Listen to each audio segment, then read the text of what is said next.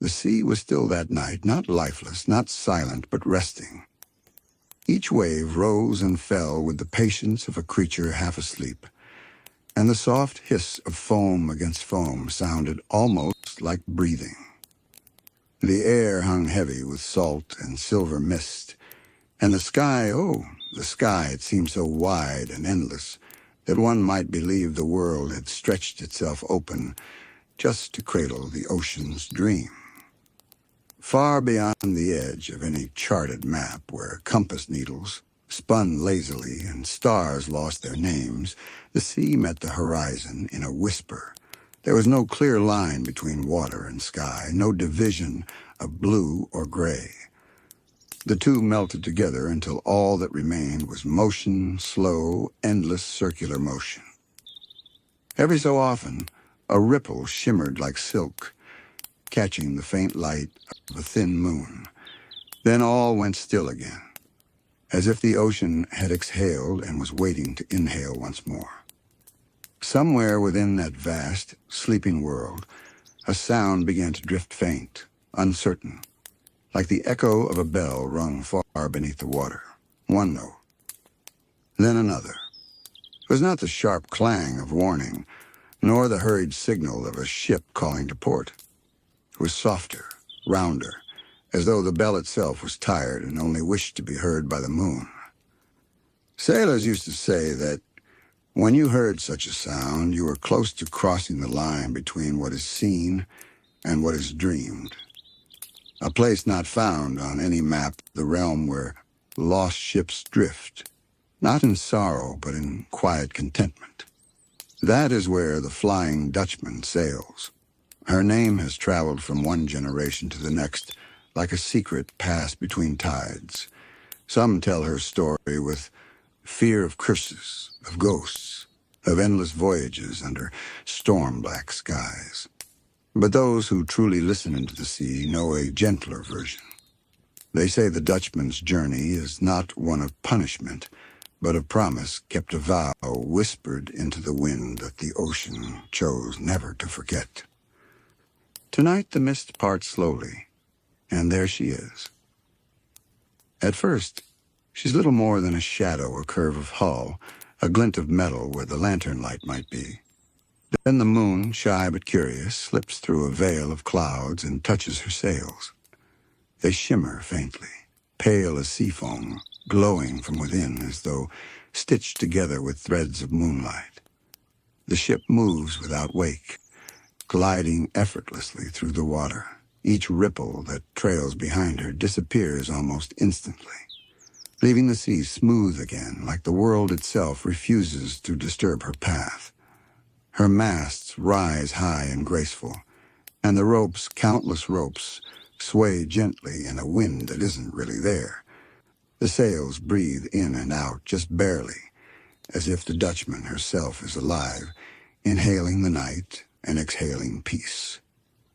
No storm follows her, no thunder rolls, even the waves seem to slow, bowing to her passing.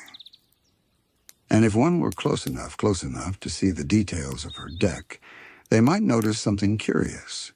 Lanterns, small and dim, hang from the railing, their glow not orange or gold, but soft and blue, like candlelight reflected on Mira. The wood beneath them is dark, but polished, the kind of polish that comes not from labor, but from time, endless, patient time. The ship makes no sound but one, a low hum that rises from her hull, deep and steady. Some say it is the echo of the wind in her empty sails. Others say it is the voice of the sea itself caught forever in her timbers. But to those who listen with closed eyes, it sounds like a lullaby, slow, rhythmic, older than memory. Every plank, every nail, every rope seems to hum along, creating a harmony that wraps the air in calm. Far above, gulls drift silently, their wings unmoving, their cries absent. Even they seem to dream. And beneath, deep in the dark blue water, fish move in silver threads, weaving between one another like sleep thoughts flickering through a tired mind. The Flying Dutchman passes them all, a ghost of light and stillness, carrying her story across an ocean that has forgotten everything but her. The sea has many moods, anger, joy, loneliness, but tonight she is tender. The Dutchman is her child, her song, her unbroken rhythm. No living crew calls from her deck, no orders are shouted, no ropes are pulled, and yet there is life here. A presence, soft as breath, steady as tide. Some say they've seen figures moving slowly, their forms hazy, like candle smoke shaped into men, but they never linger. They fade when looked upon too long, like memories that refuse to wake. Perhaps they are not ghosts at all, perhaps only dreams that forgot to end. The Dutchman glides on, her prow cutting through mist as though parting a curtain between worlds. The moon climbs higher, spilling silver over the waves, and the entire ocean begins to glow with her. Light scatters and ripples, caught in the gentle swell, turning the sea into a sheet of liquid glass. For a moment, it feels as though the ship is not sailing on the ocean, but within it, floating in its reflection, surrounded by stars both above and below. The wind sighs once faintly. Then it grows quiet again. There is no need for direction here. The Dutchman knows where she is going, even if there is nowhere left to go. Her journey is not of distance, but of rhythm, the eternal movement between here and there, waking and sleeping, tide and return. The bell sounds again, a single soft note. It echoes into the night, rolls across the calm sea, and fades.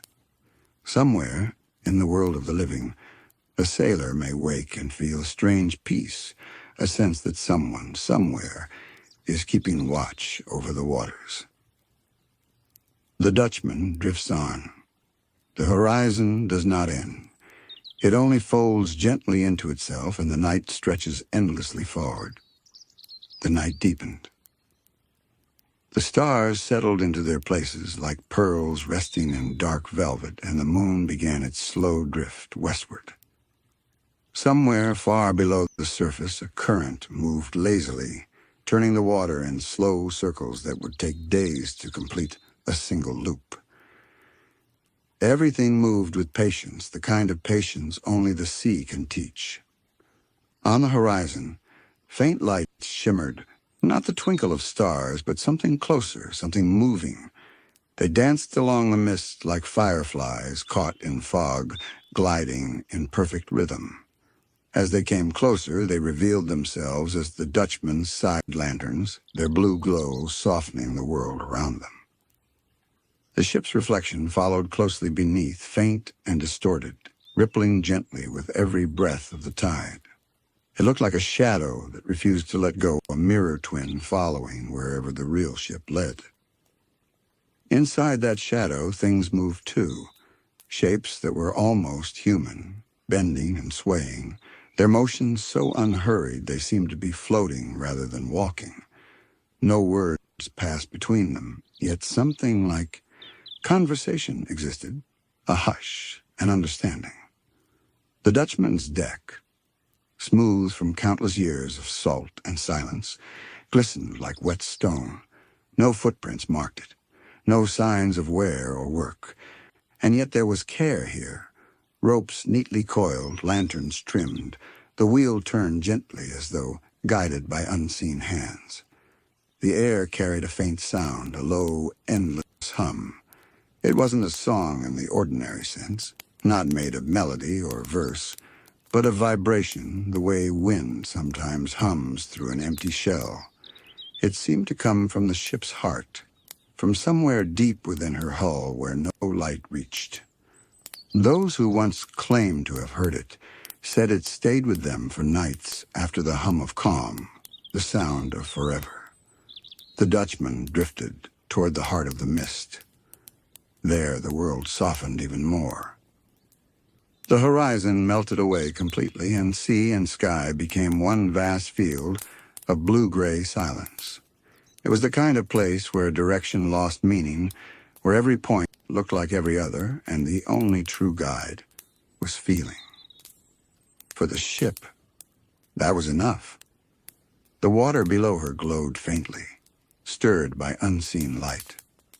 It was not bioluminescence nor moon reflection, but something older, the ocean's memory shining through. Every drop of seawater remembers, in its quiet way, the stories of what has passed above it.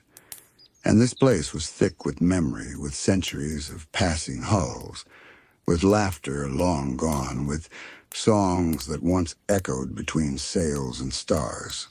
Now those memories stirred as the Dutchman passed, drawn to her like dreams drawn to sleep. The water shimmered faintly, and shapes of other ships seemed to appear for a heartbeat, ghostly outlines of masts, bows, and sails that dissolved before the mind could truly see them. All that remained was the sense of presence, the awareness that the sea was not empty, had never been empty. The Dutchman slowed. Her sails barely moved, yet she continued forward. The mist thickened until even the moon was only a pale blur. The edges of the ship blurred too, her lines softening until it seemed that she might vanish entirely into the fog. And yet she did not. She stayed there half in the world, half out moving through the breath of the ocean, like a thought moving through a dream. Somewhere near her stern, something stirred a shape, faint and uncertain. A figure leaning quietly against the railing, head bowed, eyes closed.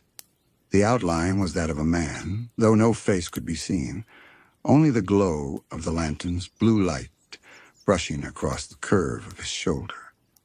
He did not move. He did not need to. The stillness around him was complete, and in that stillness, even without sound, there was peace. Perhaps he had stood there for years. Perhaps only moments. Time didn't mean much aboard the Dutchman. The mist rolled slowly, tenderly across the deck. It wrapped the ropes and touched the wood, trailing over everything like a hand brushing away dust from a memory. When it passed the lanterns, their light flickered once, as though nodding in approval, before settling back into their steady glow. Far below, the sea whispered again, a soft, steady rhythm, like breathing. Waves rose and fell, sighing gently against the ship's hull. Each sigh seemed to answer the hum that filled the air, creating a harmony sea and ship, dream and motion, existing together in perfect balance. And then for a moment, it almost seemed as though the Dutchman were dreaming. If ships can dream, and who's to say they can't, then her dreams must have been made of the same things the ocean dreams of: calm skies, moonlight, and the feeling of endless motion without ever needing to arrive. In her dream, she might remember the port she once knew, the laughter of her crew, the bright spray of waves on bright mornings. But in those dreams, everything was slow, stretched out, peaceful. Nothing hurried, nothing hurt. Above, the stars shimmered faintly again through the thinning mist. One by one, constellations began to return, their soft light brushing against the ocean's skin. The Dutchman glided through them as if moving through a river of stars. The night deepened, and with it came a kind of warmth, not from the air, but from the quiet itself. The silence here wasn't empty. It was full of memory, of patience, of something too vast and kind to name. The ship moved through that fullness, each passing moment dissolving gently into the next, like waves rolling into one another until even the idea of time became blurred. No one watched from shore. No one could. This part of the ocean had no shores. And yet, somewhere far away, a sailor sleeping in his bunk might have stirred, sensing something, the faintest calm that spread through his dreams, as if an unseen tide had reached him, whispering that all was well, that the sea tonight was soft and kind. The Dutchman's bell rang again, so quietly it almost wasn't heard. One slow, distant note, then silence. The ship continued her voyage, not north or south, not east or west, but simply onward into the boundless blue. The Dutchman drifted deeper into the heart of the sea, where the stars were few and the water glowed faintly with its own light. The mist thinned, and for the first time that night, the ocean stretched open around her vast, glassy, endless. The moon floated low, brushing the surface with silver fingertips, and every small ripple gleamed like a thread pulled through the world's fabric. The ship slowed again, as if remembering something. A pause, a sigh through the timbers. The kind of pause that comes when a dream begins to shift. There are nights, the sailors say, when the Dutchman remembers her beginning the moment she first touched the sea. It comes not in thunder or lightning, but quietly, like a thought returning after years of silence. And so, on nights like this one, the air around her grows thicker with memory. The waves, calm as they are, begin to shimmer in patterns. Spirals and rings faint as breath on glass. Through them shapes appear, outlines of docks, lanterns swinging on shorelines long since vanished, the gentle noise of ropes being pulled taut, and voices so distant, so faded, that they sound like the hum of the tide itself. The Dutchman remembers the day she was born, carved from wood that once grew in a valley full of wind and birdsong. Her hull was built by hands that believed in the sea, not as a monster to conquer, but as a companion to understand. When she was launched, the world was bright. The air smelled of tar and sun-warmed rope. A crowd gathered, their cheers rising above the gulls, and the water accepted her with a quiet splash like a soft greeting. But that was long ago. The Dutchman, now older than storms, drifts through that memory as through a reflection touching it, but not truly part of it anymore. The docks, the people, the noise all fade again, swallowed by the stillness. Only the echo remains, a single line of music hummed by someone unseen, perhaps a sailor, perhaps the sea itself. It lingers in the mist for a while, repeating itself softly, until it blends with the rhythm of the waves. The ship hums back. If one were to stand upon her deck now, they might feel it beneath their feet, that low vibration, pulsing like a slow heartbeat through the wood. It's the sound of time moving differently here. Not forward, not backward, just around. The stars shift slightly above, turning the sky into a slow river of light. The moonlight ripples across the ship's surface, sliding over her masts and curling around her figurehead, a wooden carving of a woman, arms outstretched toward the horizon. Her face is serene, her eyes half closed, as though she too is asleep. Salt has coated her features in white frost, and barnacles cling gently to her sides, yet she seems untouched by age. When the moonlight catches her just right, she almost smiles. A breeze stirs. The sails lift ever so slightly, filled with a wind that feels like breath.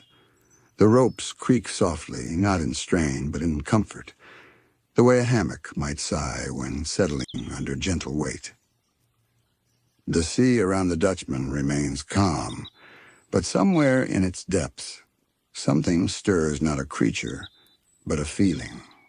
The ocean's memory awakens fully, and with it, the faintest sound rises from below, a choir of whispers, layered and distant, like countless voices humming through the water. They aren't human voices. They aren't trying to speak. They're simply remembering. Each tone carries a different note. The sound of a wave breaking on distant cliffs, the cry of a gull, the hum of wind through a sail, the hush of rain touching the sea. All of it joins together in slow, looping harmony, forming a song that isn't made of words, but of movement. The Dutchman sails through it, glowing faintly in the dark, her hull reflecting pieces of the sound, her sails rippling with invisible rhythm. It's not music for the living, it's the ocean singing to itself, and the Dutchman is merely its instrument. For a long while, that's all there is, sound and water, dream and silence. And then slowly, another light appears. Far away, beyond the curve of the mist, a faint golden flicker moves.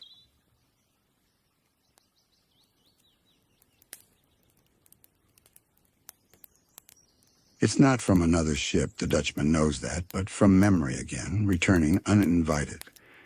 It flickers softly, takes the shape of a lantern swinging at a harbor's edge.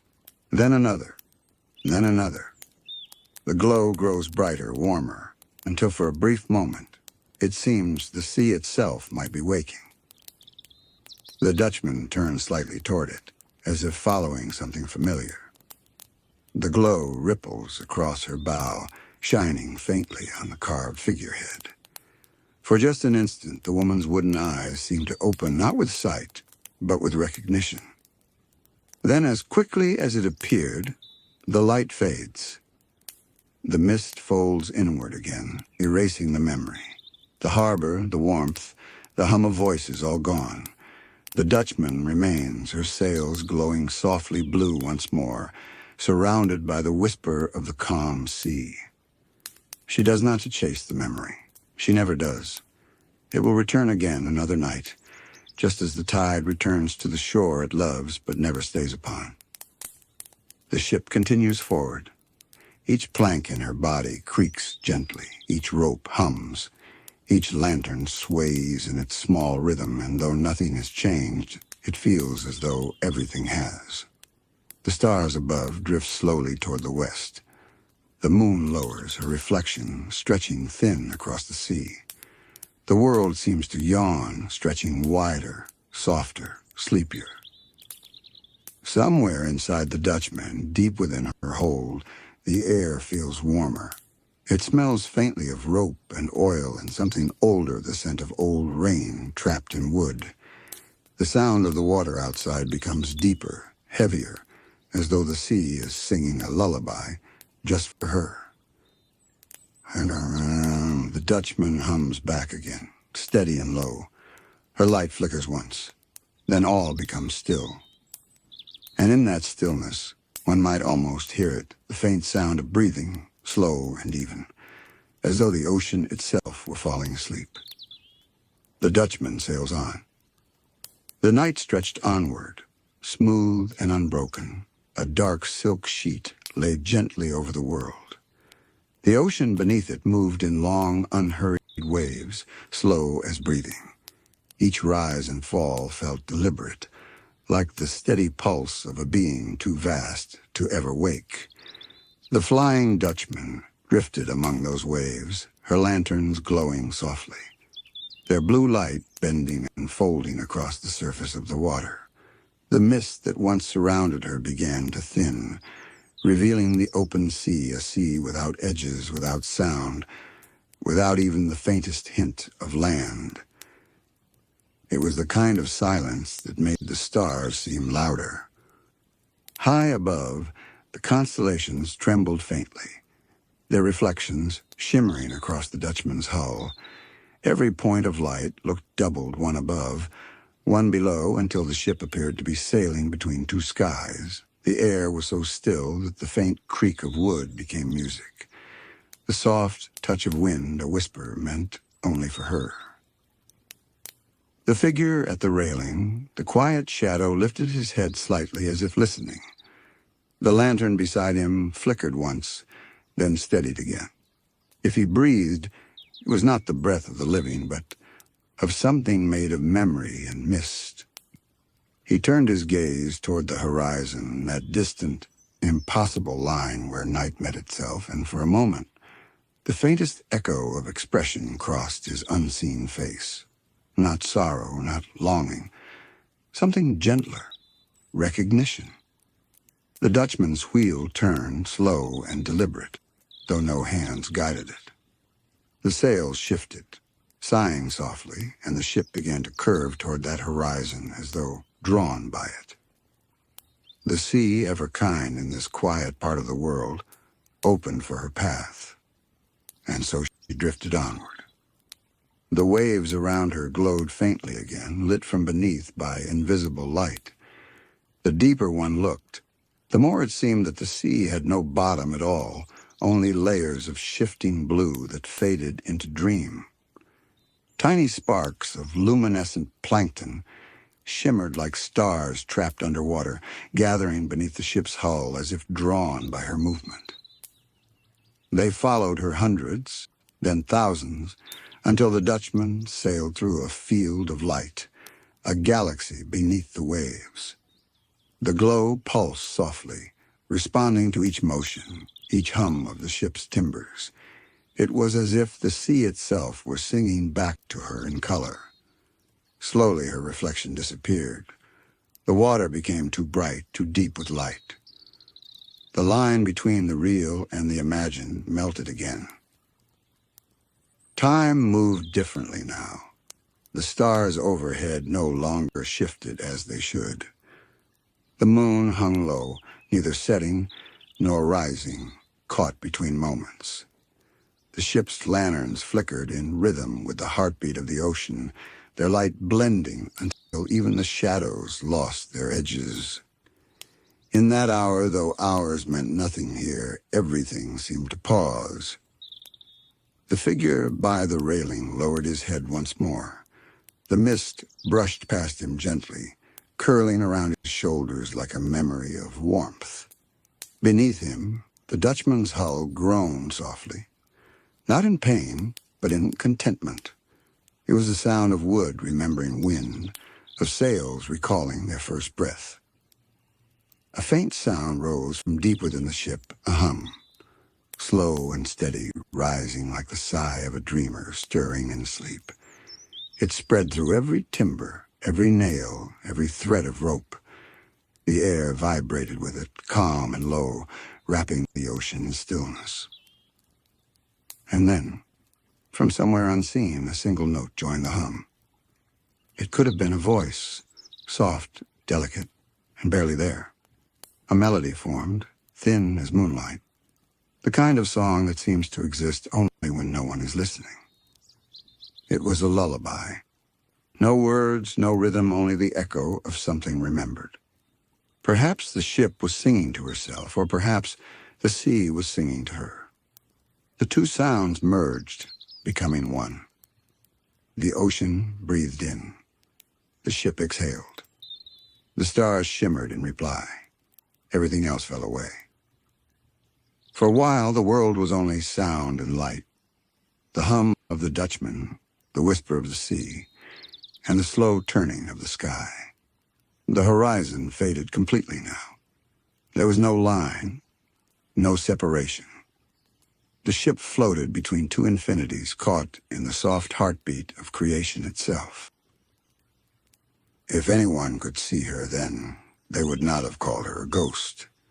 They would have thought her a dream, a memory of a ship that once was, sailing forever inside the mind of the ocean. And perhaps that's what she truly was. The Dutchman glided on, her glow fading slightly as the mist began to return. The blue lanterns dimmed until their light became no brighter than distant stars. The waves that had glimmered beneath her slowly darkened again, folding into calm shadow. The lullaby grew quieter, the hum of the ship slowing, fading, but not disappearing. It lingered, softer and softer, until it was no more than the memory of sound. The ocean, in reply, sighed once, a long, deep breath that spread across the water like a promise. Then silence. The Dutchman continued forward, unseen now, her sails blending with the mist, her lights swallowed by the night. The sea returned to stillness. The stars steadied overhead. The world seemed to rest again, whole and calm. And somewhere beyond sight or sound, the ship drifted peacefully into her endless path, not lost, not waiting, but content, forever between worlds, forever part of the horizon. The sea would remember her always. And every so often, when the night was very quiet and the waves were gentle, that memory would rise again, a faint blue glow on the water, a hum too soft to name, and a calm so deep that even dreams would pause to listen. That was the Dutchman's gift, not fear, not warning, but peace. A ghostly lullaby sailing eternally through the endless horizon. The sea has many moods, but none as haunting as the one that lingered the night the Dutchman was born. Long before the name became a whisper in sailors' dreams, before the ship became a ghostly glow on the horizon, there was a man, a captain, who defied the stillness of the ocean and the mercy of sleep. His name, once shouted with pride across the decks, was Captain Van Doren. To the crew, he was the soul of the ship, a man carved from salt and wind. To the sea, he was a challenge, one who believed he could tame her endless temper. And in that belief, he was wrong. When he first took command of his vessel, the Vandership, she was no haunted craft. Her sails were white as gull feathers, her hull gleamed with fresh pine oil, and her figurehead, a carved woman, holding a lantern, was said to guide them through the darkest waters. The crew loved her, and they loved their captain more. Van Doren was brave, yes, but he was also kind in his own hard way, the kind of man who could still the fear in your heart with a few quiet words and a steady hand on your shoulder. But something changed the night they sailed beyond the horizon and didn't see land for weeks. It was said that the captain began to dream, not of gold or glory, but of the sea itself calling his name. The wind would fall silent, and the waves would murmur, "Elias, Elias," until he woke in a cold sweat, staring out into the endless dark. He stopped sleeping. At first the crew didn't notice. He walked the deck at night, inspecting the ropes, the masts, the stars. But soon his eyes began to sink into shadows and his hands trembled when he held the wheel. The navigator, old Willem, once found him whispering to the waves, listening, as though they whispered back. When the men asked him what he heard, he said, "The ocean never rests. Why should I?" They thought it was just the captain's madness, too many nights under the stars, too many storms. But as days turned to weeks, the weather began to mirror his unrest. The sky would cloud without reason. The wind would shift direction suddenly, as if following a will of its own. The ship would creak in perfect rhythm with the captain's heartbeat, as though listening to him breathe. Then one evening, under a dull violet sky, the lookout shouted from above, "Land! Land ahead!" But when they approached, there was nothing, only mist. Thick, pale mist that moved against the wind. The crew grew silent. Even the sea seemed to hold her breath. Van Doren, however, stepped forward with a strange calm. He placed a hand on the ship's rail and whispered something no one could hear. Then he smiled, not with joy, but with a kind of knowing. "She's here," he said. "The sea's waiting." That night a storm came unlike any they had seen. It did not roar or rage, it hummed. A deep, hollow hum that rose from beneath the waves, trembling the wood of the ship. The lightning didn't strike. It glowed in the clouds, casting pale blue light over their faces. And through it all, the captain stood at the bow, his coat snapping in the wind, eyes wide open, unblinking. "Captain," the helmsman cried, "we'll be torn apart." Van Doren only whispered, "Hold the line." But the line was not to the sails or the mast. It was to something else, something deep. As the wind howled and the waves clawed, the crew saw something rising beneath them. Not rocks, not reefs, but shapes. Faint lights like lanterns moving far below as though another ship sailed upside down in the dark. Then came the voice. It wasn't loud. It didn't even sound like sound. It was a slow ripple that touched the edge of their thoughts. Sailor who defies the tide, do you seek to master what was never meant to rest? The men froze. Some fell to their knees. But the captain, drenched and trembling, whispered back, yes. And the sea answered. The next morning the storm was gone. The ocean was still as glass. The men blinked in disbelief. The sails were untouched, the deck dry. Even the ropes were clean of salt. But when they looked at the wheel, it turned slowly on its own. Van Doren was gone. Or so they thought. By noon, a faint sound began below deck, a step, a breath, a low hum, steady and deep. When they opened the captain's cabin, there he was, sitting at his desk, staring out the porthole into the endless blue. Captain, one of them whispered. He turned his head slightly, his eyes dull as fog. The sea never sleeps. He smiled faintly and went back to staring. From that day forward, he did not speak again. He walked the deck by night and watched the water by day. The men tried to take command, to turn home, but the wheel would not obey. The sails filled when there was no wind. The compass spun like a toy.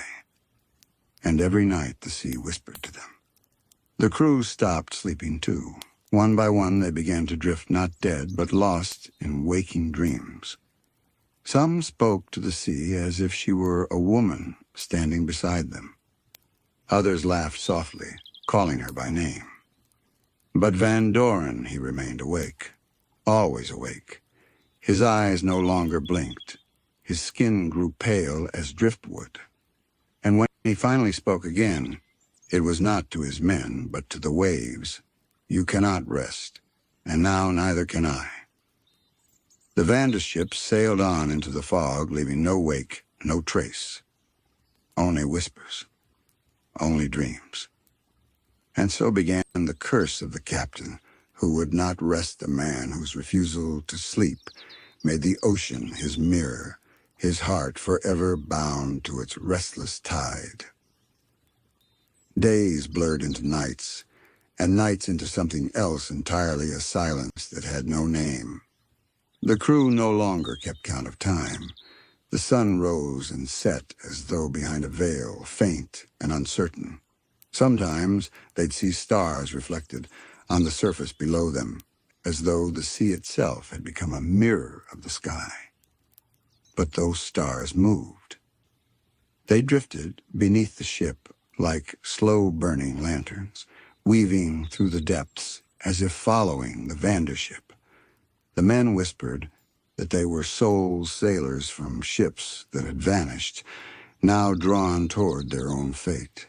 Some said they saw faces in the glow eyes watching, mouths opening to speak, but never making a sound. Van Doren remained silent through it all. He stood at the prow every evening, hands clasped behind his back, eyes fixed on the horizon that never seemed to draw closer. When he did speak, it was only to the sea. And though none could hear what he said, they all felt its answer, the hum that rippled through the hull, the faint pulse in the air like a heartbeat that wasn't their own. It began to change the men. The cook stopped lighting the lanterns below deck. He said the shadows whispered when the light was gone. The boatswain began to throw food overboard, muttering that the ocean was feeding her children. Even the youngest deckhand, barely old enough to shave, swore he saw a woman rise from the water and smile at him, her face pale and endless, her hair flowing like black seaweed. "Did she speak to you?" one of the men asked. The boy nodded, trembling. "She told me to sleep." The others grew pale at that word. None of them had truly slept since the storm. Whenever they tried, they would wake gasping, drenched in cold sweat, the echo of waves crashing in their minds even when the sea was calm. By the third week, the navigator, Willem, took his logbook and tore out the last pages. He dipped his quill, looked to the captain, and asked, "Where are we headed, sir?" Van Doren's voice came soft, almost gentle. "Where the sea remembers." The crew fell silent. They didn't know what it meant. They didn't ask again. That night, as the wind dropped and the waves flattened to glass, something began to glow off the port side. A faint light, green, cold, and slow, rising from the deep. The men gathered at the rail, eyes wide. It was another ship. But not a ship of wood and sail. This one shimmered like smoke. Its masts wavered, its sails fluttered without wind, and beneath it moved 1,000 faint lights, flickering like lost candles. The Vandership seemed to slow on her own. The two vessels drifted side by side, hull to hull, though one was real and the other made of dream. And then the crew heard singing. It wasn't a song made by voices. It was a low hum that seemed to rise from the ocean itself, a lullaby, sung not to soothe, but to bind. The words were lost, the melody endless, circling like the tide. The youngest sailor fell to his knees, tears streaking his salt-crusted face. "That's her," he whispered. "That's the voice from my dreams." The men watched as the spectral ship tilted toward them. Its sails fluttered close enough to touch, though they passed through the air like mist. And standing upon its deck, visible through the haze, was a figure. A man. Or something that had once been one. He wore a coat like the captain's, his hair hanging in wet strings around his face, his eyes hollow as the horizon. He raised a pale hand and pointed directly at Van Doren. The wind returned in a single, shuddering breath. The glowing ship dissolved like smoke, its hum fading to silence. The men turned to their captain, but Van Doren's eyes were different now. No longer dull, no longer lifeless. They burned with a faint, eerie green light, like the sea at night when storms gather on the horizon. "He called me," Van Doren whispered. "He told me where the sea keeps her memories." The crew backed away. Even Willem, the oldest among them, looked afraid. "Captain," he said quietly, "you're not well. We must turn back." But the captain smiled faintly. "There is no back. There's only forward." He raised his hand, and without a single order, the sails filled. The ship leapt forward as though seized by unseen hands. The men rushed to the ropes, shouting, but no matter how they pulled, the wind refused to listen. The Vandership surged into the fog, cutting through mist so thick it shimmered. The sea below glowed faintly, as though they were sailing atop the reflection of another world. And through it all, that hum returned soft at first, then louder, until the entire ship seemed to tremble with it. The men began to forget. They forgot their names, their homes, their faces. They moved like dreamers, their eyes glassy, their words faint. Some sat on the deck, staring into the distance as if they could see something beyond the mist. Others began to hum the tune themselves, matching the rhythm of the waves. And Van Doren, he did not sleep. He only watched. He began to write in his logbook again, but not in words any man could read. The ink shimmered faintly green, and the letters curved like waves. When Willem once glanced over his shoulder, he swore the words moved, rippling across the page as if alive. "What are you writing, Captain?" he asked. Van Doren didn't look up. The sea's story. Someone must remember her when all else forgets. The old navigator backed away. That night he took a lantern and climbed to the highest deck. The fog shifted below. Somewhere in the deep, he swore he saw lights moving in circles, as if the ocean itself had eyes, waiting for him to blink. He never came down again. By morning, only his hat remained caught in the ropes, fluttering softly in the wind. Van Doren stood beneath it, gazing upward with a calm that chilled the blood of every man left aboard.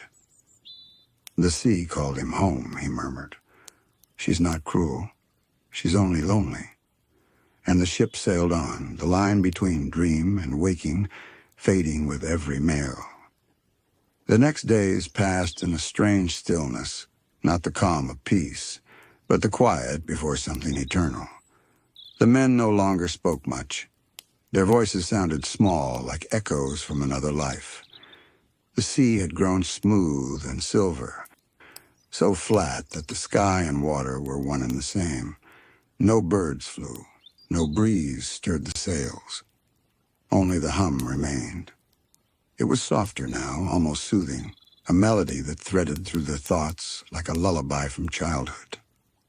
But beneath its beauty there was something vast, the kind of endlessness that made the mind ache. Van Doren stood at the bow, coat fluttering lightly, though there was no wind. He had not eaten, had not blinked, had not left his post in days.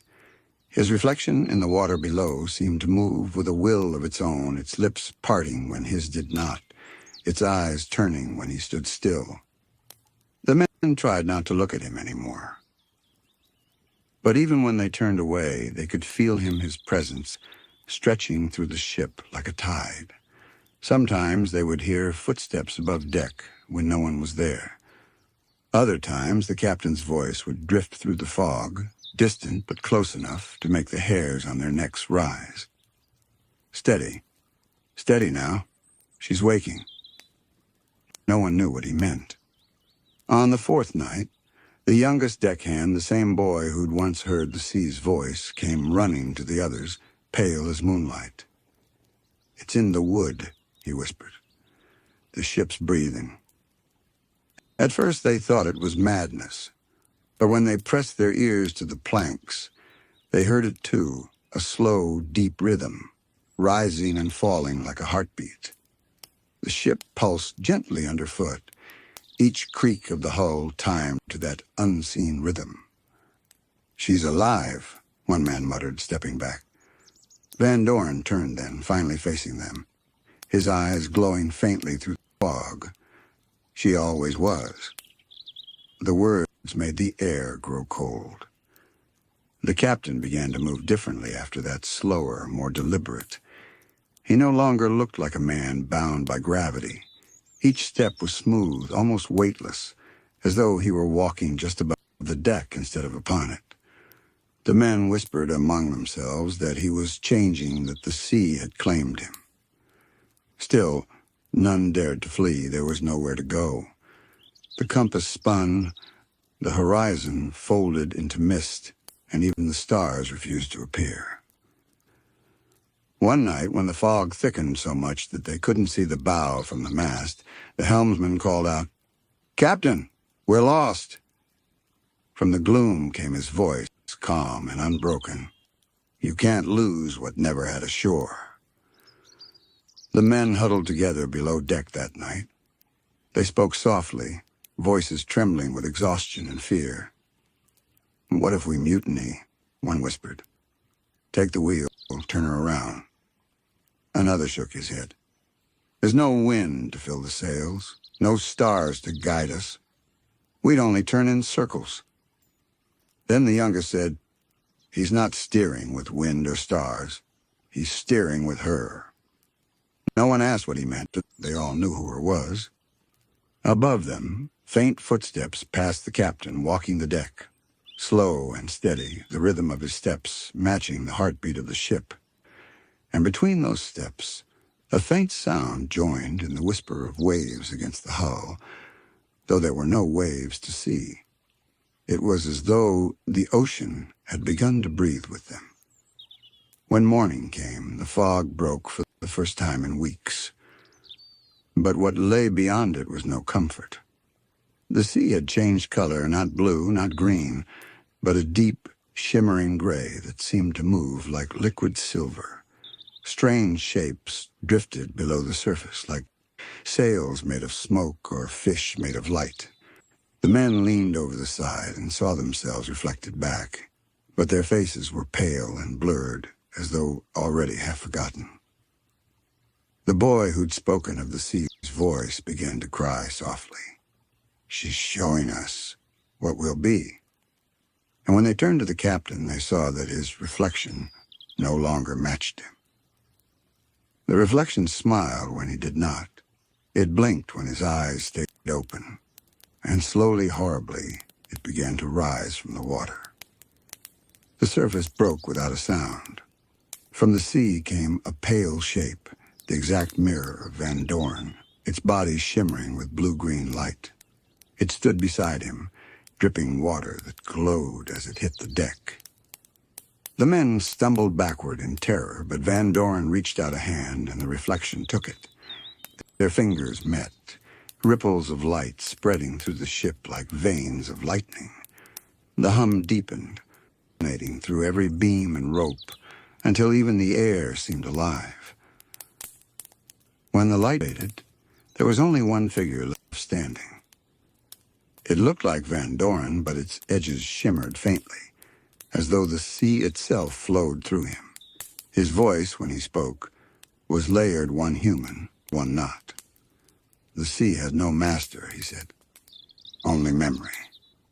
Then slowly he raised his hand to the sky. Thunder rolled in the distance, though there were no clouds.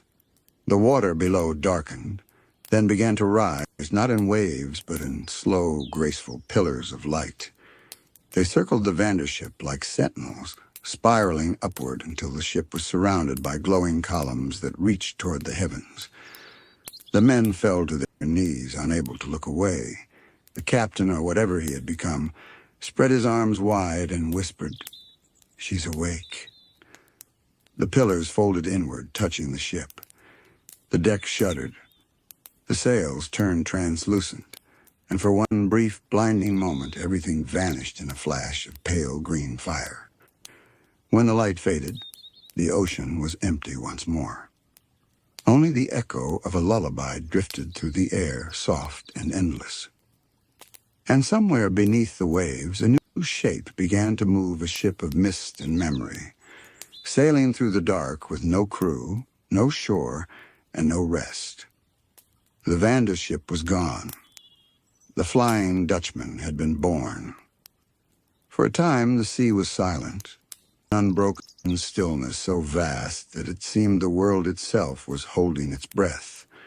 The waves forgot to rise, the wind forgot to wander, and the horizon blurred into one endless shade of gray. It was as though the ocean had swallowed her own voice. But silence is never eternal.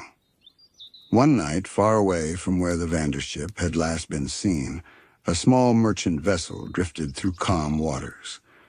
The crew, weary from long travel, sat upon the deck beneath a moon that seemed too bright, too near. One of the men leaned over the rail and said, half joking, "Do you hear that?" The others listened, and there it was. A faint hum, low and deep, rising from beneath the waves. It was steady, almost tender, like a cradle song sung by something enormous and unseen.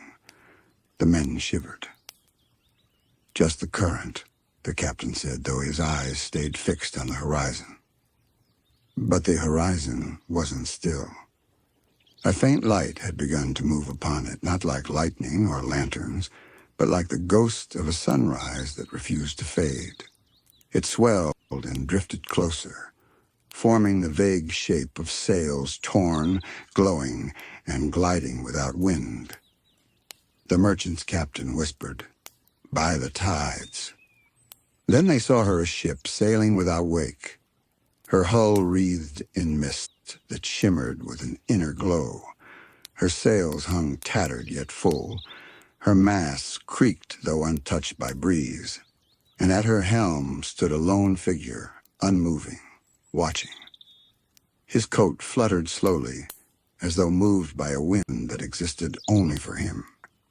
His eyes burned faintly green, twin lanterns into the fog. The men dropped to their knees. None dared speak. The ghostly vessel passed by without a sound. For a moment, the hum deepened, vibrating through their bones, and they heard words not with their ears, but with the place behind thought. The sea never sleeps. When the light faded, and the horizon swallowed the shape once more, the crew of the merchant ship realized every clock on board had stopped. The air hung thick and still, and in each man's mind, the tune continued soft, slow, endless. From that night onward, sailors began to whisper again. They spoke of a captain who had angered the tide by refusing to rest, of a ship cursed to sail forever, never docking, never sleeping, always gliding through the edge of storms. Some said if you saw its green glow, it meant your voyage would be long and haunted. Others said it was a blessing, the Dutchman appearing only to guide the lost safely through the dark. No one could agree on which version was true. But they all agreed on one thing. The Dutchman sang. It wasn't a human song, not really. It was something the ocean carried a hum beneath the waves, a pulse in the hull of any ship that drifted too far from shore. Sailors who heard it said it made them dream. And in their dreams they stood aboard a great glowing deck, surrounded by mist. They would see the captain standing at the wheel, his back turned to them, his voice a whisper. Steady now. She remembers you. They always woke with tears on their faces, though they never knew why. Generations passed. The name Van Doren faded into legend, then into myth. The Vandership was never found, though many claim to have seen her drifting between fog banks or gliding along moonlit waters, always silent, always glowing faintly green. In ports from the coral coast to the cold northern seas, sailors began carving small charms shaped like waves. They called them sleepstones. They believed that if the Dutchman passed near in the night, the charm would hum faintly, and his lullaby would protect them from the storm. But others said the opposite, that if you heard the hum, it meant he was close enough to take you, that his song wasn't a warning or a comfort, but an invitation to join him, to never rest again. Somewhere in the deep, the Dutchman continued his endless voyage. The ocean changed, the world changed, but he did not. His ship drifted through the centuries, through storms and calm, through wars and silence. Sometimes, when a sailor drowned at sea, they said the captain would appear a faint figure beneath the waves, eyes burning through the dark, hand outstretched. If the soul took his hand, it was said the body never rose again.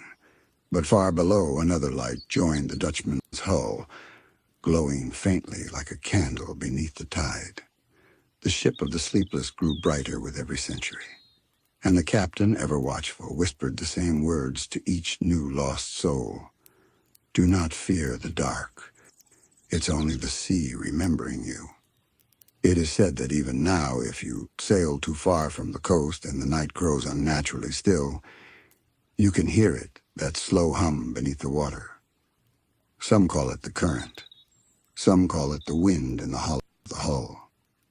But the old sailors, the ones who've spent their lives chasing horizons, they know better. They'll lean close to the rail, eyes half shut, and whisper, he's near tonight.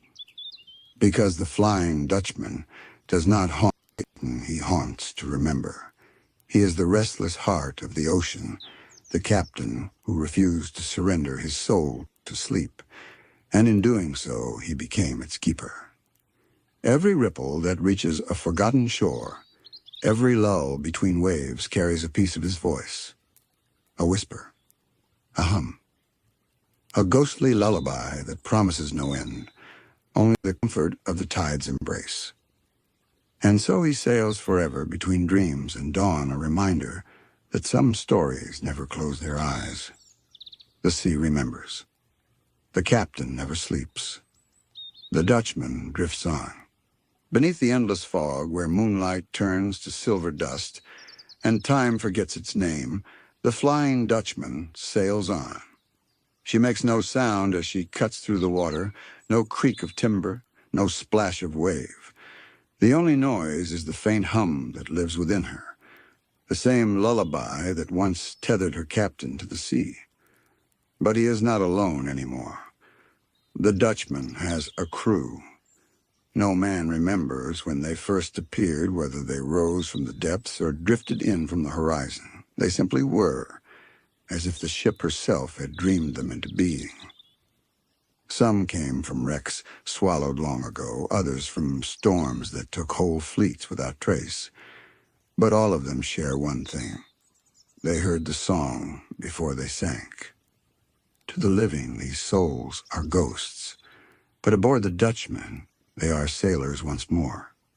Their forms shimmer faintly, half light, half memory. When they move, they leave ripples in the air, as though the world itself is water, and they are walking beneath it. They speak little, only in whispers carried by the wind. Yet their whispers are not random. They are stories, fragments of lives once lived, murmured into the great hush of the sea. The first mate is known as Old Willem, though he no longer remembers his true name. Once he charted stars across the southern oceans. Now he steers by lights that no longer exist. His hands move across the ghostly wheel as though tracing invisible maps. Sometimes, when the sea glows green, he looks up and murmurs, "North by memory, south by dream." Beside him, a woman stands, a sailor with hair that floats as though caught in a current, eyes soft as mist. They call her Mira, the watcher of the deep. She was said to have drowned while saving her brother in a storm. Now she listens for the cries of others lost to the waves. When a new soul nears the Dutchman's path, she is the first to hear their last breath. Below deck, a soft light flickers between the beams, the soul of the cook, known only as Bram. He hums to himself while stirring a pot that never empties. The scent of his stew is not a food, but a memory. Warm bread from a forgotten home, the salt of old tears, the sweetness of rest long denied. Those who drift too near his galley say they taste their own pasts in the air, and sometimes that is enough to make them weep. There are others, dozens, perhaps hundreds, sailors from every age and sea, men with tattered uniforms from wars long past, fishermen with nets made of moonlight, even a child who carries a lantern larger than himself, lighting the path for souls that follow. They do not age, nor tire, nor sleep. They work in a rhythm both solemn and serene, bound together by the hum that flows through the ship like a second heartbeat. And at the center of it all, the captain. Van Doren stands at the helm, unchanged, yet altered. The sea's glow still burns behind his eyes, and his voice carries the weight of the tides. But his face, there is gentleness there now, something softer than the man he once was. He no longer defies the sea, he listens to her. When the mist thickens, when the hum deepens and the water stills, he speaks, not commands, not orders, but verses. The wind remembers, he murmurs. The stars forgive.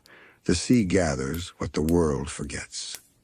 His crew answers with whispers, their voices layered like echoes in the canyon. It is not language, but understanding the sound of countless lives woven into one dream.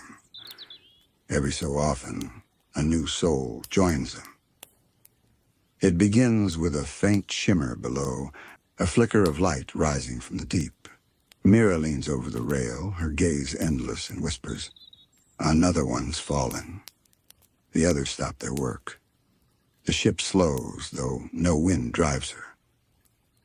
Then through the surface, the faint figure drifts upward, pale, afraid, still clinging to the moment between breath and silence. The sea hums softly, wrapping them in light, and the Dutchman's lanterns glow brighter. Van Doren steps forward, his expression calm and mournful. "You are not lost," he tells the trembling soul. "You are only between." He reaches out his hand, and for a moment, the water glows like sunrise. When the light fades, the figure stands upon the deck, their fear gone, their form faint but steady. Mira greets them with a nod. Bram offers a bowl of something warm and impossible. And the crew, one by one, whispers their welcome in the quiet rhythm of the sea. Then the Dutchman sails on, carrying one more voice in her chorus. To some, this endless voyage might seem a curse, but to them, the whispering crew, it is peace. They are neither alive nor dead, neither gone nor forgotten. They belong to the lullaby that binds sea and sky together, forever adrift in that space where memory breathes. There are nights, however, when even peace trembles. When the storms above grow wild and the living world roars in chaos, the crew feels it a pull, deep and relentless, from the farthest reaches of the ocean. It calls to them like hunger. That is when the captain speaks again. "Steady," he murmurs, eyes narrowing toward the horizon. "The sea dreams of us tonight." And the hum beneath their feet swells not harsh, not cruel, but vast, as though the ocean herself sighs in her sleep. The Dutchman does not resist. She glides toward the storm, her sails glowing faintly, her crew whispering in unison, voices of calm in the heart of fury. Because they are no longer afraid of storms, they are the calm that follows them. And for every life the sea takes, the Dutchman waits, not as judge or thief, but as the soft voice that says, "Rest now, you're home." The ocean at night is a breathing thing, vast and slow, with a pulse you can almost feel beneath the silence. On those long, still stretches between the storms, the crew of the Flying Dutchman moves like a dream half-remembered. No waves, no wind, only the shimmer of ghostly light rippling along the deck. Old Willem hums softly at the wheel, tracing constellations that no longer shine above the mortal world. His voice is deep, cracked like driftwood, and carries a melody older than language. Each note seems to stir the fog itself, as if the mist listens and answers. Beside him, Mira stands unmoving. Her gaze, fixed on the horizon, never blinks. Yet she is not waiting, she is listening. Her ears, sharper than any mortal's, hear the faint cries of those sinking beyond the edge of sight. Some are sailors calling for home. Some are children whispering their mother's name. Mira closes her eyes when she hears them. Sometimes she weeps, though her tears fall like droplets of light, vanishing before they touch the deck. Bram, below deck, keeps the ship's galley alive. The pot over his spectral stove never empties, and the stew never spoils. Its scent changes with whoever nears it. To one sailor, it smells of warm biscuits from a childhood kitchen. To another, it's seaweed soup shared on a cold night before a voyage. When Van Doren passes by, it smells faintly of salt and lilac, the perfume once worn by someone he can no longer name. The crew eats without hunger, drinks without thirst, laughs without breath. Their joy is quiet, not the kind of joy that bursts, but the kind that hums softly and lingers like a tune you hum in your sleep. Sometimes, when the fog clears, they gather on the deck to share stories. Not the kind told in words, but in memories. Each sailor projects a faint shimmer of the past into the air, moments like small, glowing fish drifting above the planks. One shows a vision of a harbor full of gulls and sunlight. Another shows a child running barefoot on sand.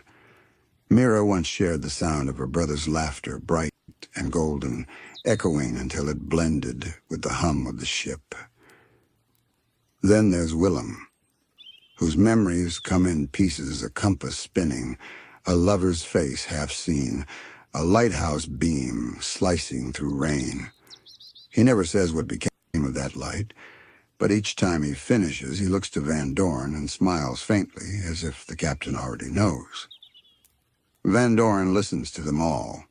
He rarely shares his own visions, though sometimes, when the crew falls silent and the fog hangs low, he will hum. And in that hum are 1,000 storms, 1,000 regrets, and one quiet truth that he loves them. Every lost soul aboard his ship, every whisper that drifts through the endless blue.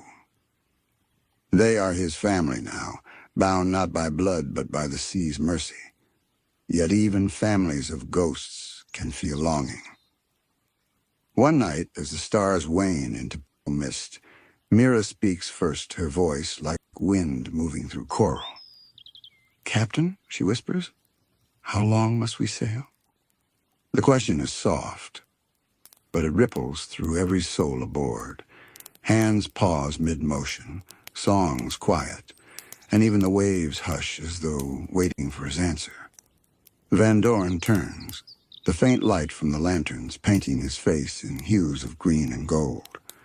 "As long as there are voices to guide," he says.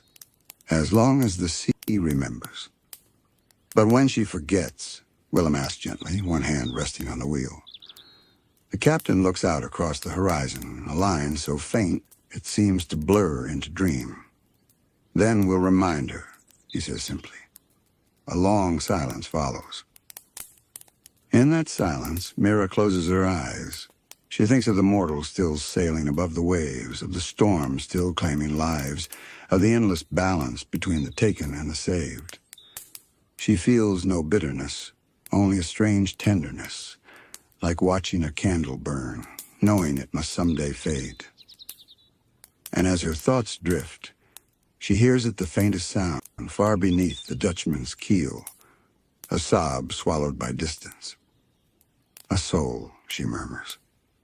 At once the crew stirs, lanterns brighten. Willem adjusts the wheel, and the sails, though torn and spectral, catch a wind that wasn't there a moment ago. The ship turns, gliding through fog that thickens like breath on glass. They move toward the sound. The hum beneath the deck deepens, pulsing like a heartbeat. Light flickers along the hull, illuminating faces carved into the wood faces no mortal shipbuilder ever made. They seem to shift as the Dutchman nears her quarry, their mouths opening in soft, mournful song. Through the fog, a wreck appears, a fishing boat, its mast broken, its nets tangled in kelp. Floating beside it is a faint blue glow, a man half seen, clutching a waterlogged journal to his chest. His body is still below, but his soul trembles above the waves, unable to let go. The Dutchman slows. Van Doren steps forward, coat trailing behind him like mist. "Easy," he whispers. He's still remembering. Mira leans over the rail. He's calling a name. "Who?" She listens. "Lena." The man's voice, if it can be called that, is barely a breath. "Lena, I promised." Bram appears beside her, his pot steaming softly. Poor lad's heart won't unbind. He's still clinging to the promise. Van Doren nods once, his eyes full of knowing. "Then we'll keep it for him." He raises a hand, and the hum beneath the ship changes keys, softer, lower, filled with the weight of kindness. The water around the wreck glows faintly, drawing the soul upward. The man opens his eyes. For the first time he sees them, the ghostly crew, the ship, the captain's calm gaze. "Am I gone?" he whispers. "No," Van Doren answers. "You're home." And as the soul reaches the deck, the Dutchman's lanterns dim to a gentle gold, and the wind sings low through the rigging, a lullaby older than the world itself. The new soul stands trembling on the deck, his outline faint and flickering like a candle in a restless breeze. The fog wraps around him gently, soft as breath, and the sea hums beneath his feet, as though welcoming him home. His eyes dart from one ghostly figure to another, old Willem at the wheel, Mira's calm gaze, Bram's faint smile by the galley. Then they settle on Van Doren, the captain, whose presence seems both solid and untouchable, like a statue carved from mist. "Where is she?" the man whispers. "Mylena, she was on the shore. I promised I'd return." Van Doren takes a slow step forward, the faint sound of his boots echoing like memory rather than sound. "You did," he says softly, "and in a way you have." The man shakes his head. No, I can't be dead. I was... He looks at his hands, translucent, trembling. The journal he clings to drips, though droplets still fall from it, in perfect rhythm, vanishing before they touch the deck. Mira steps closer, her voice little more than a sigh. "You held on for love. Most do, but the sea, she doesn't steal it from you. She keeps it safe." The man turns to her, his voice breaking. "She's waiting for me. She'll think I forgot." Mira finishes softly. No one waiting ever truly believes that. For a long time, the man says nothing. His eyes lift toward the sky where the clouds shift slowly apart, revealing a pale stretch of moonlight. It's faint, but it shines across the water like a path made just for him. Van Doren watches quietly. He knows this moment well, the instant between despair and acceptance. The living cling to the world with invisible threads, and the hardest part is not realizing they've died. It's realizing the world will go on without them. The captain finally speaks. "Come with me," he says. The man hesitates, then follows as Van Doren leads him across the deck to the starboard side.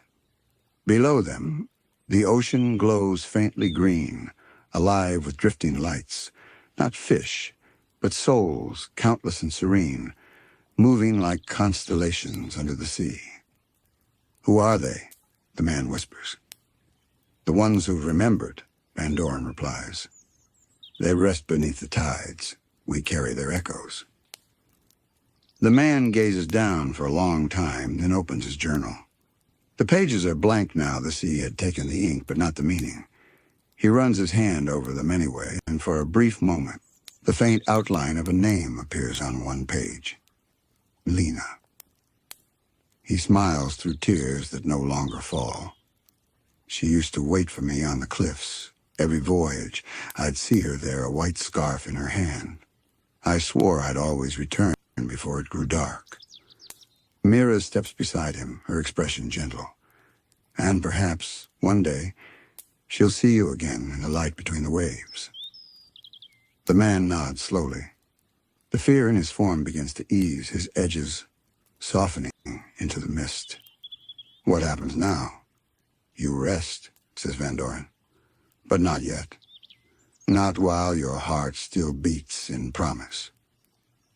He gestures toward the horizon, where the fog has parted into a faint corridor of light. "We'll sail you there. The sea remembers love. It's her favorite song." The man looks around him, the ship, the glowing faces, the silence that feels like warmth. "This isn't what I thought it would be." Van Doren smiles faintly. "It never is." And with that he nods to Willem. The old sailor grins, places his hands upon the wheel, and turns it gently. The ship responds, gliding forward without sound, its sails unfurling like wings of mist. The stars overhead shift in their slow celestial dance, aligning just enough to light the Dutchman's path. As they move, the crew begins to hum.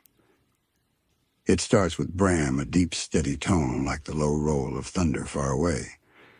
Then Mira joins, her voice higher, weaving through his like wind through reeds.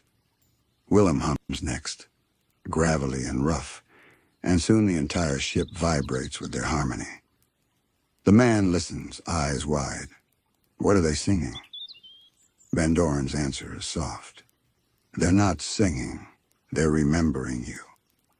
The sound deepens. It's not a melody with notes, but a feeling the warmth of home, the echo of a promise, the sigh of the tide against familiar sand. It fills the man's chest, and suddenly he is no longer trembling. He breathes though breath is no longer needed and closes his eyes. For the first time since the storm, his face relaxes. When he opens his eyes again, he sees her. Not on the deck, not him, but far across the sea, a faint image of a woman standing on a moonlit shore holding a white scarf that flutters gently in the breeze. She is smiling, waiting. The man lets out a quiet laugh, small and broken, but filled with peace. She's there. Yes, Van Doren says. And now, so are you. The light around the man grows brighter until his outline blurs completely into the mist. His journal, still clutched to his chest, dissolves into golden dust, carried upward into the night. The ship hums one last note long, low and tender. Then as the glow fades, he is gone. Only silence remains. But it is not empty silence. It is the silence after a prayer, the silence that follows the last note of a lullaby. Mira bows her head. Willem lets the wheel rest still. Bram wipes an invisible tear from his cheek and returns to his galley. Van Doren lingers at the rail, eyes still fixed on the place where the man had stood. Another promise kept, he murmurs. The wind shifts softly, and for a moment, the sea seems to sigh in response. The captain straightens his coat and turns back toward the helm.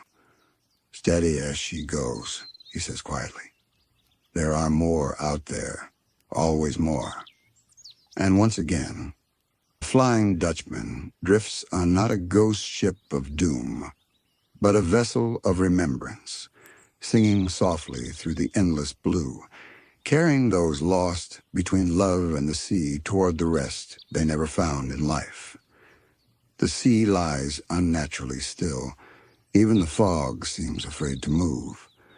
For the first time in what feels like centuries, the Flying Dutchman sails through silence that does not hum, breathe, or sing. Mira senses it first. She steps to the rail, her eyes narrowing as though she can see sound itself. The water below is black, not the soft, dreaming darkness she knows, but a heavy shadow that swallows light whole. Captain, she murmurs. The sea isn't singing. Van Doren's hand freezes mid-motion on the helm. Willem, who had been softly humming to himself, trails off. The sudden quiet leaves a hollow ache in the air as though the world has forgotten something vital. No wind, no tide, no pulse beneath the hull. Bram emerges from below deck, the eternal steam from his pot gone cold. Never known her to fall silent, he says. His voice carries a tremor. Not once. The captain says nothing. He simply looks out across the black horizon, his eyes reflecting nothing but the absence before them. It is not silence, he finally says. It's listening. The crew exchanges uneasy glances. Listening to what? None dare to ask aloud. Then far beneath the Dutchman's keel, a faint light flickers, not soft like the souls they've guided before, but sharp, fractured, and restless. It pulses once, twice, then vanishes. Old Willem leans over the wheel, squinting into the deep. That's no lost sailor, he says, voice low.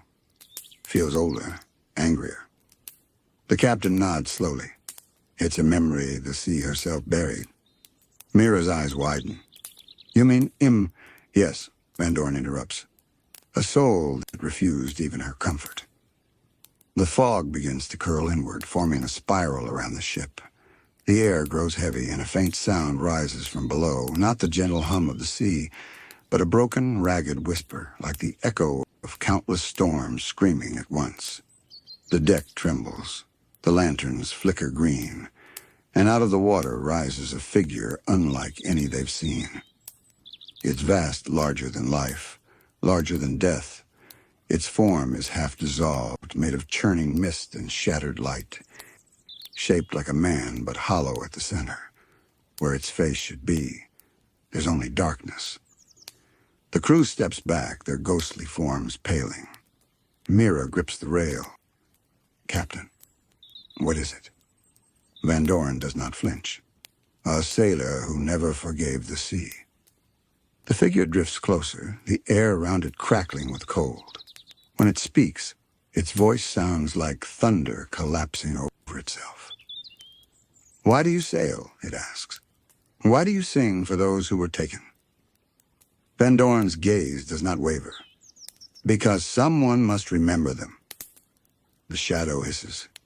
"Remembering is pain. Forgetting is peace." "Peace without memory is not peace," the captain replies. "It's emptiness." The figure rises higher, looming over the deck, its hollow chest swirling with faint, trapped lights, fragments of other souls half consumed. "You speak as though the sea loves you," it growls. "But she took everything from me, my ship, my name, my heart, and still you serve her." The captain steps forward, his voice steady. "She takes, yes, but she also keeps what the world discards. She remembers us when no one else will." The air trembles. For a moment, it seems the shadow might strike, but instead it falters, its edges flickering uncertainly. Within the darkness of its chest, the faint light of one trapped soul glimmers more brightly, like a heartbeat. Mira takes a cautious step forward. "You can still rest," she whispers. "Let the sea remember you, too." The figure's form quivers, its voice breaking. "I can't. I don't know how." Van Doren extends his hand, steady, open, glowing faintly with the light of countless remembered lives. "Then let us show you." The shadow hesitates. Its storming form begins to dissolve, the trapped lights swirling free. Each light rises, floating upward like lanterns released to the wind. The crew watches in reverent silence as one by one those tiny lights vanish into the fog. When only one remains, the faintest glimmer. Trembling in the captain's palm, the great shadow collapses in mist, whispering one last word. "Remember." The sea breathes again. A soft hum ripples through the hull, tentative at first, then stronger, until the Dutchman's song returns deeper, fuller as though it's learned a new note. The fog around them begins to move once more, not aimlessly, but with purpose, swirling in slow, graceful patterns.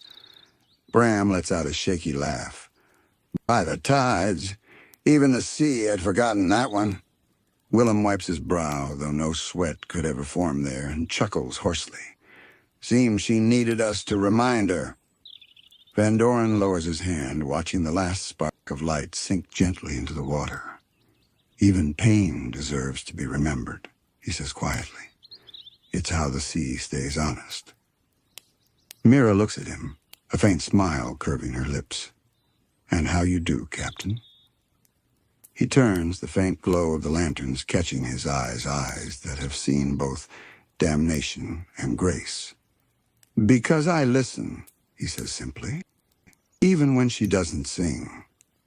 The ship steadies, her sails filling once more with unseen wind. The stars, distant and dim, reappear through the fog, and the world exhales around them. The Flying Dutchman resumes her journey, her crew humming softly, once again the sound now layered with something new. A tone of healing, a note of forgiveness.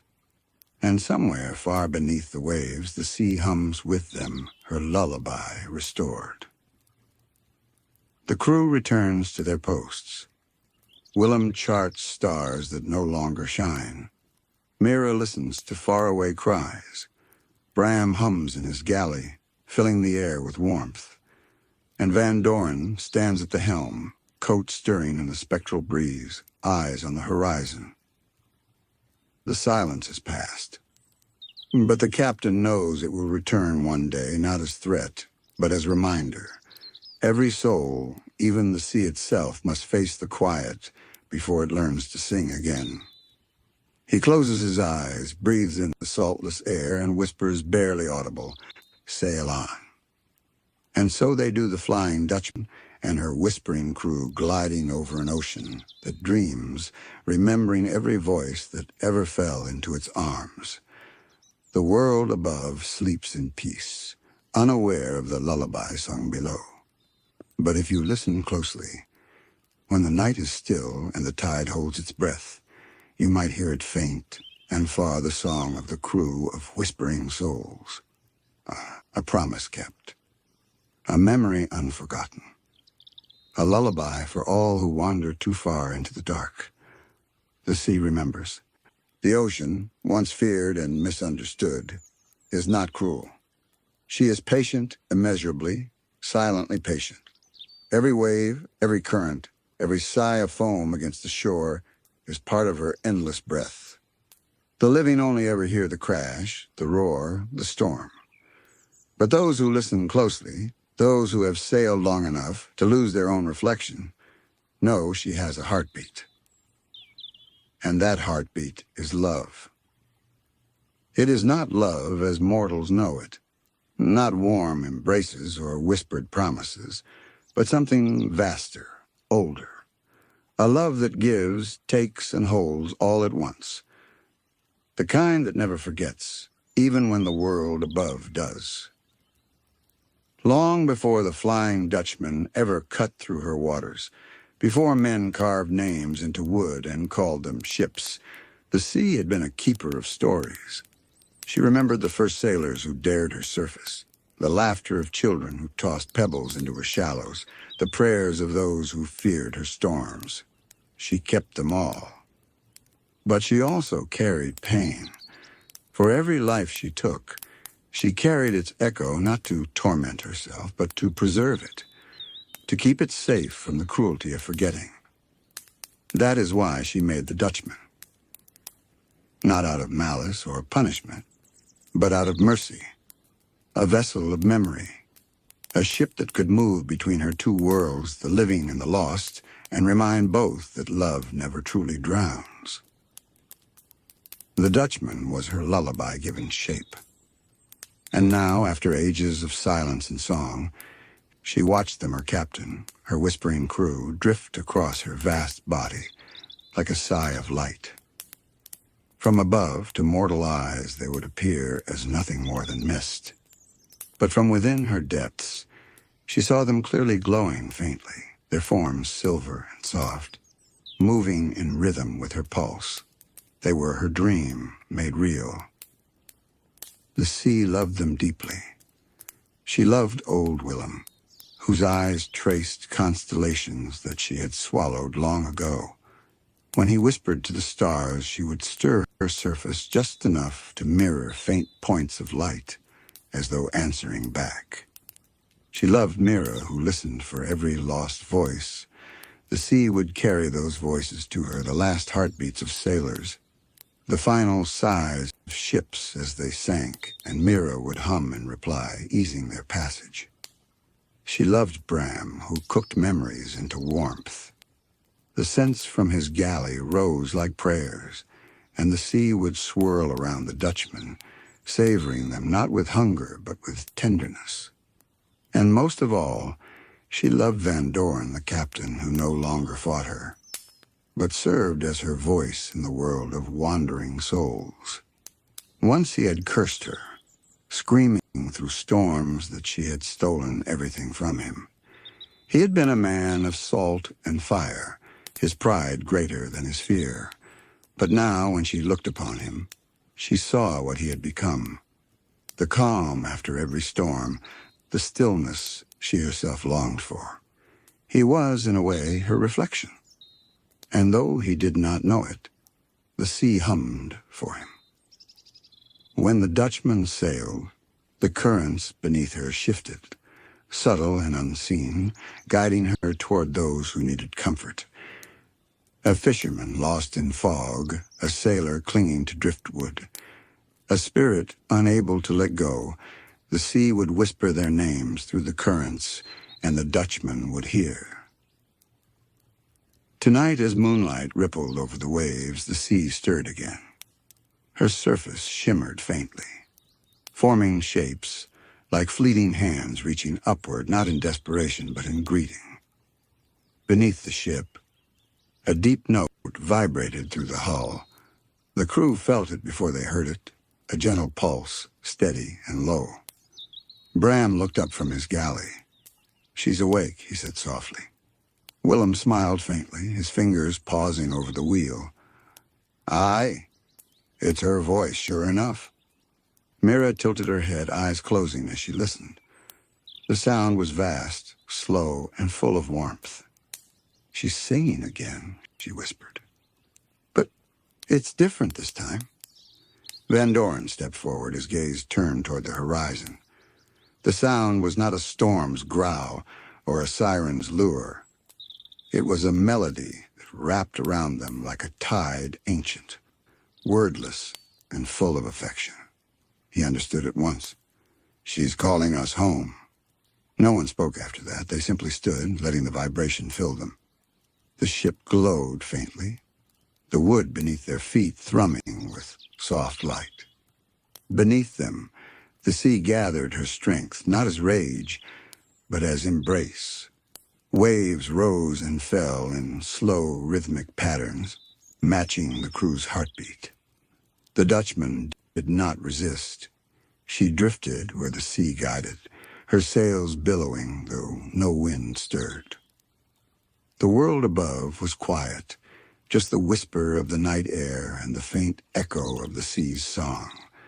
But below, the water danced with color. From the deep came ribbons of light, swirling upward like breath exhaled after ages of holding. The crew leaned over the rails, their faces glowing with the reflection of those moving lights. "Are they souls?" Bram asked quietly. Mira shook her head. "No, they're memories." Indeed, as the light swirled closer, the crew saw images within them. Flashes of laughter, of sailors raising toasts, of children splashing in shouts, faces of the living and the lost, all bound within the sea's vast remembrance. The Dutchman drifted through them like a dream, her hull shimmering as if touched by each passing glow. Van Doren stood silently at the helm, feeling something stir within him. Not sorrow, not longing, but gratitude.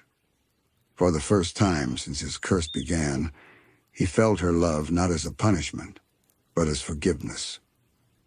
The sea, vast and eternal, was not cruel. She was kind in ways mortals could never understand. She took, yes, but she also kept. And tonight, beneath the endless moon, she was showing them just how much she remembered. The Dutchman glided in perfect stillness, its timbers whispering softly as though the ship itself were sighing with relief.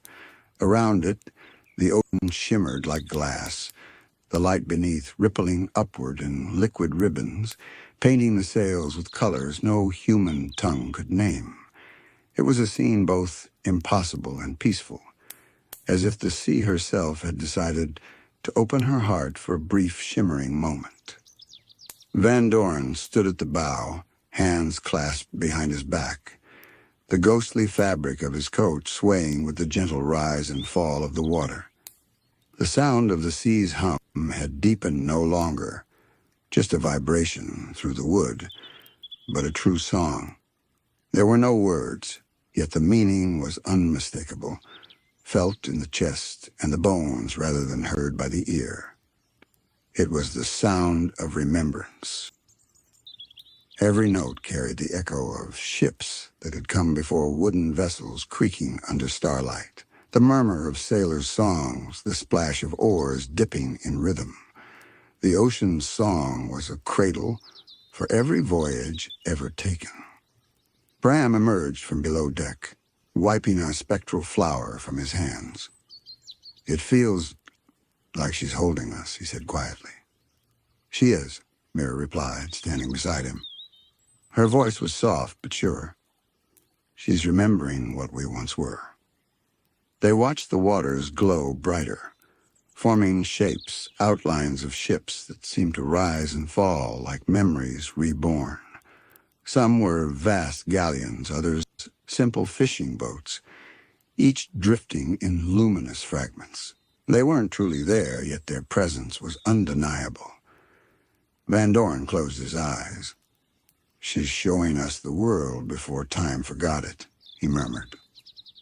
The sea's voice deepened again, resonant and slow, and for the first time, words began to form not in sound, but in understanding. "I remember you." The captain's eyes opened, glowing faintly in the moonlight.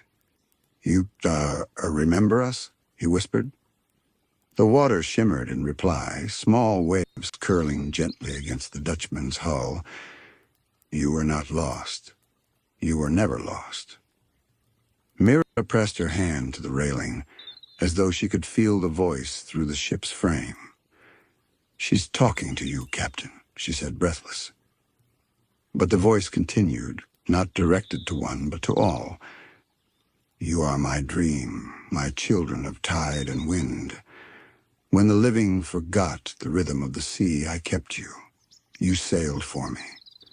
You carried the stories I could no longer tell myself."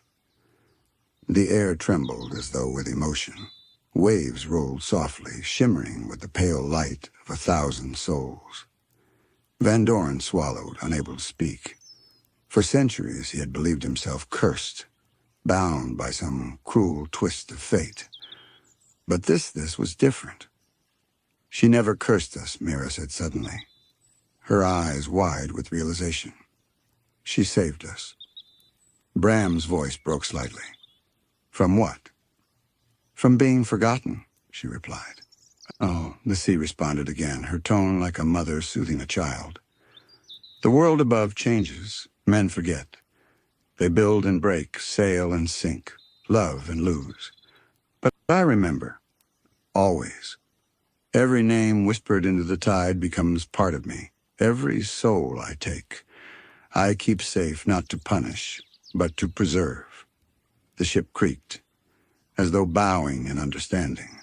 The water shimmered brighter now, swirling in soft spirals around the hull, lifting the Dutchman slightly as though the sea herself were cradling it. Van Doren's voice, low and steady, finally returned. "All these years," he said, "all this wandering, I thought I was paying for pride." "You are learning peace," the sea answered. The words settled over the ship like a soft wind. "You fought me once, Captain. You raged against my storms, cursed my depths. But even then I loved you. For no sailor truly belongs to land. Your heart was mine long before you sank beneath my waves." Tears shimmered in Mira's eyes, though they glowed like pearls rather than fell. The sea continued, her voice flowing like a slow tide. "You and your crew are my keepers, the ones who carry the songs of the lost. When you sail, the living dream of the sea. When you rest, the waters sleep with you. You are my balance between silence and sound."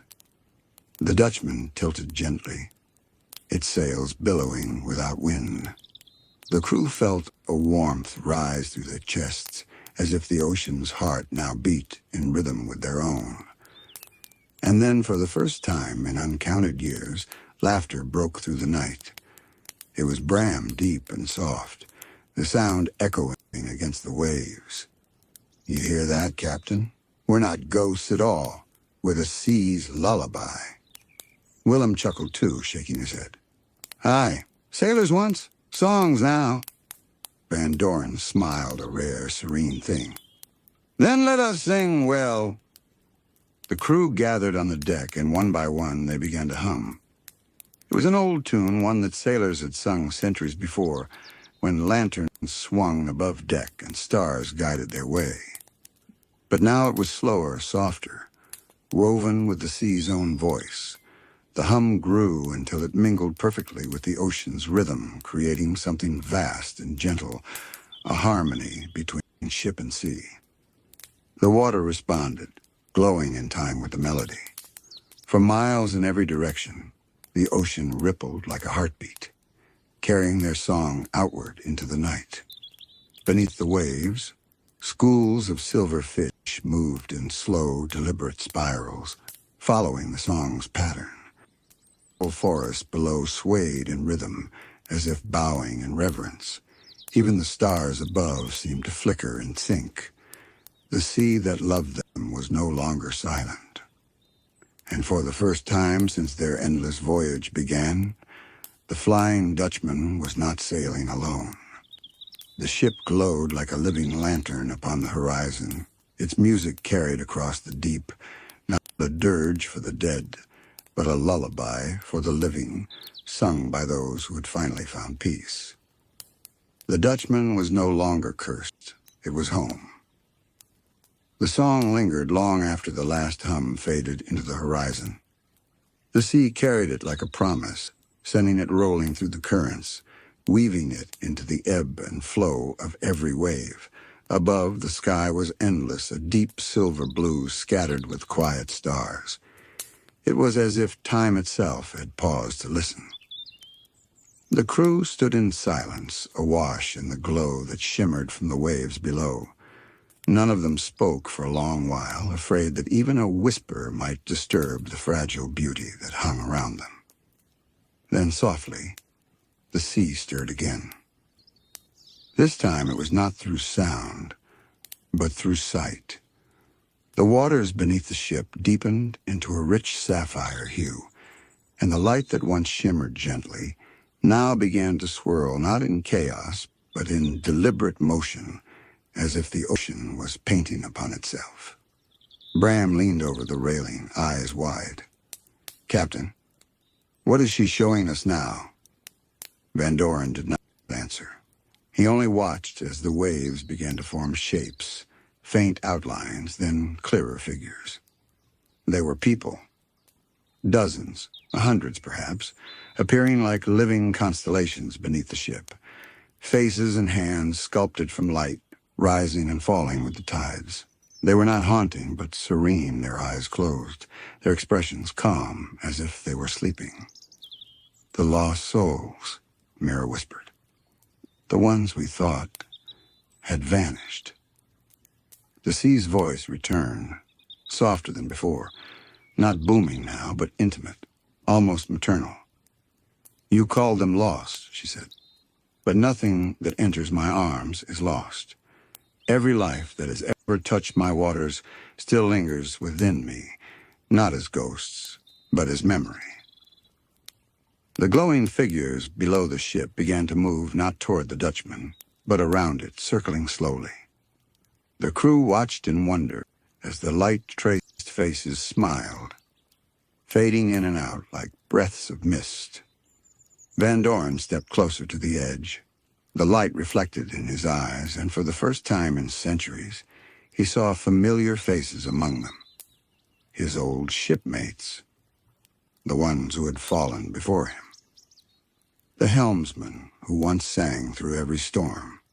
The cook who always kept rum warm for the night watch. Even the boy with freckles who had joined their voyage seeking fortune.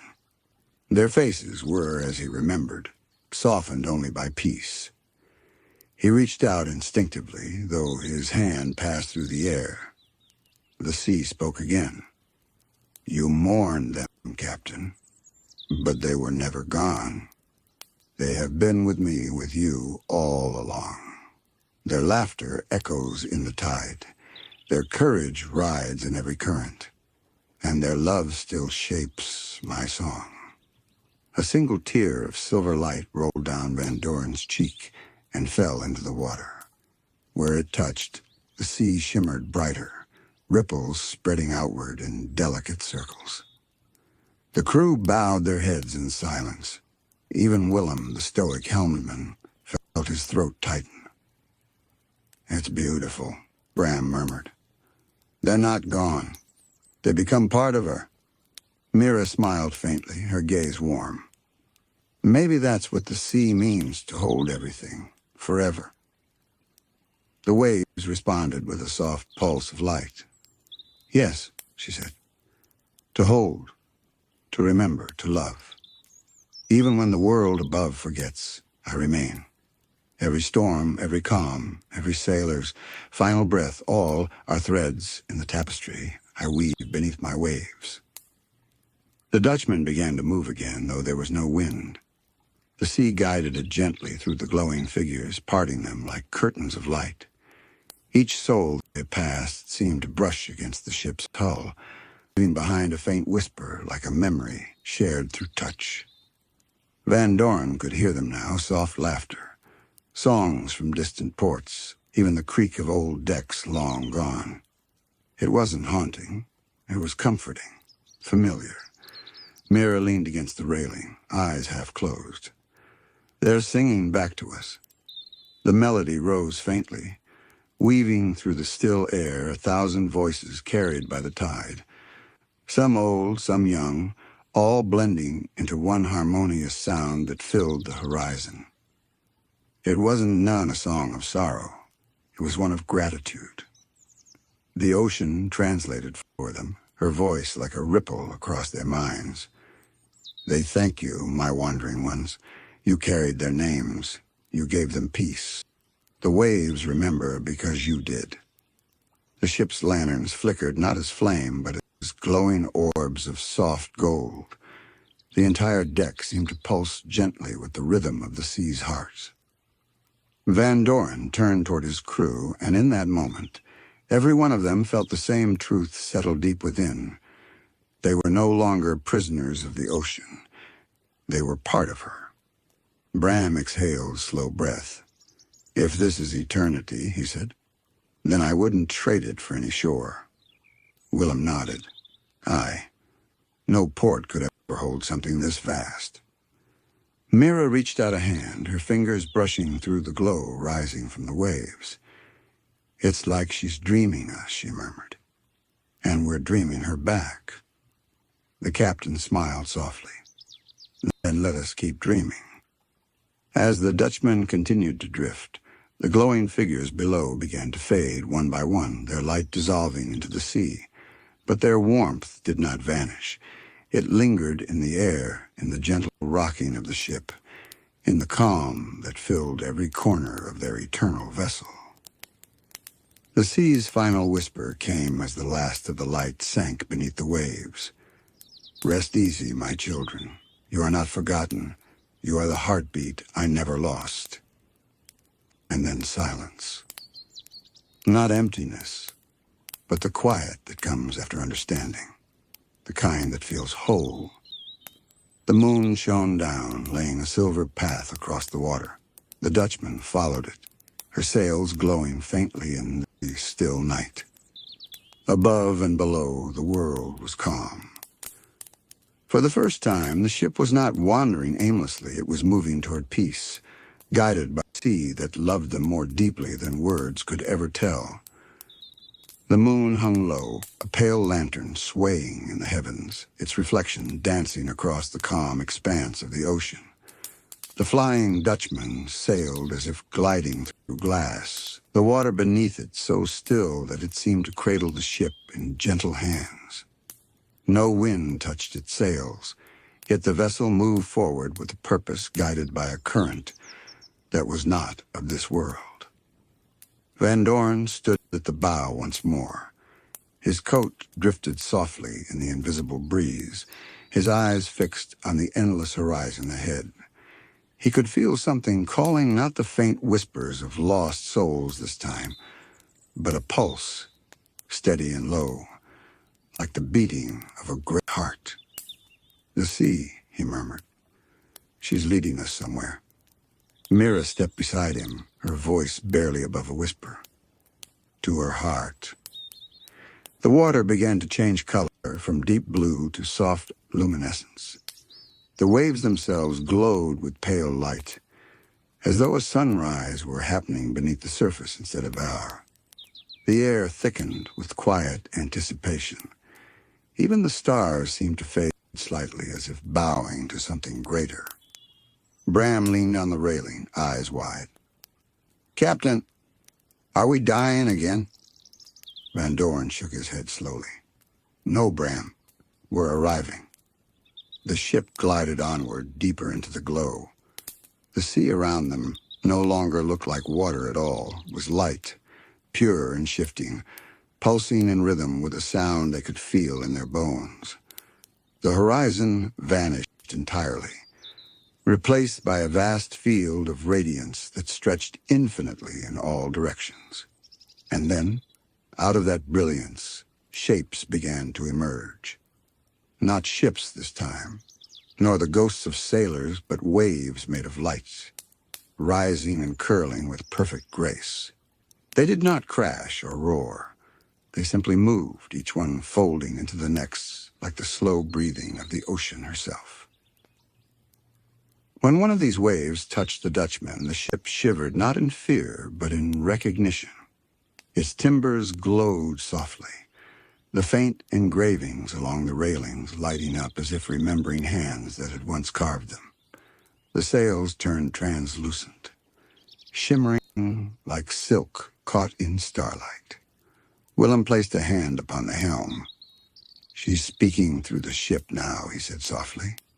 "Every nail, every plank, it's alive." Mira nodded. "We're sailing inside her memory."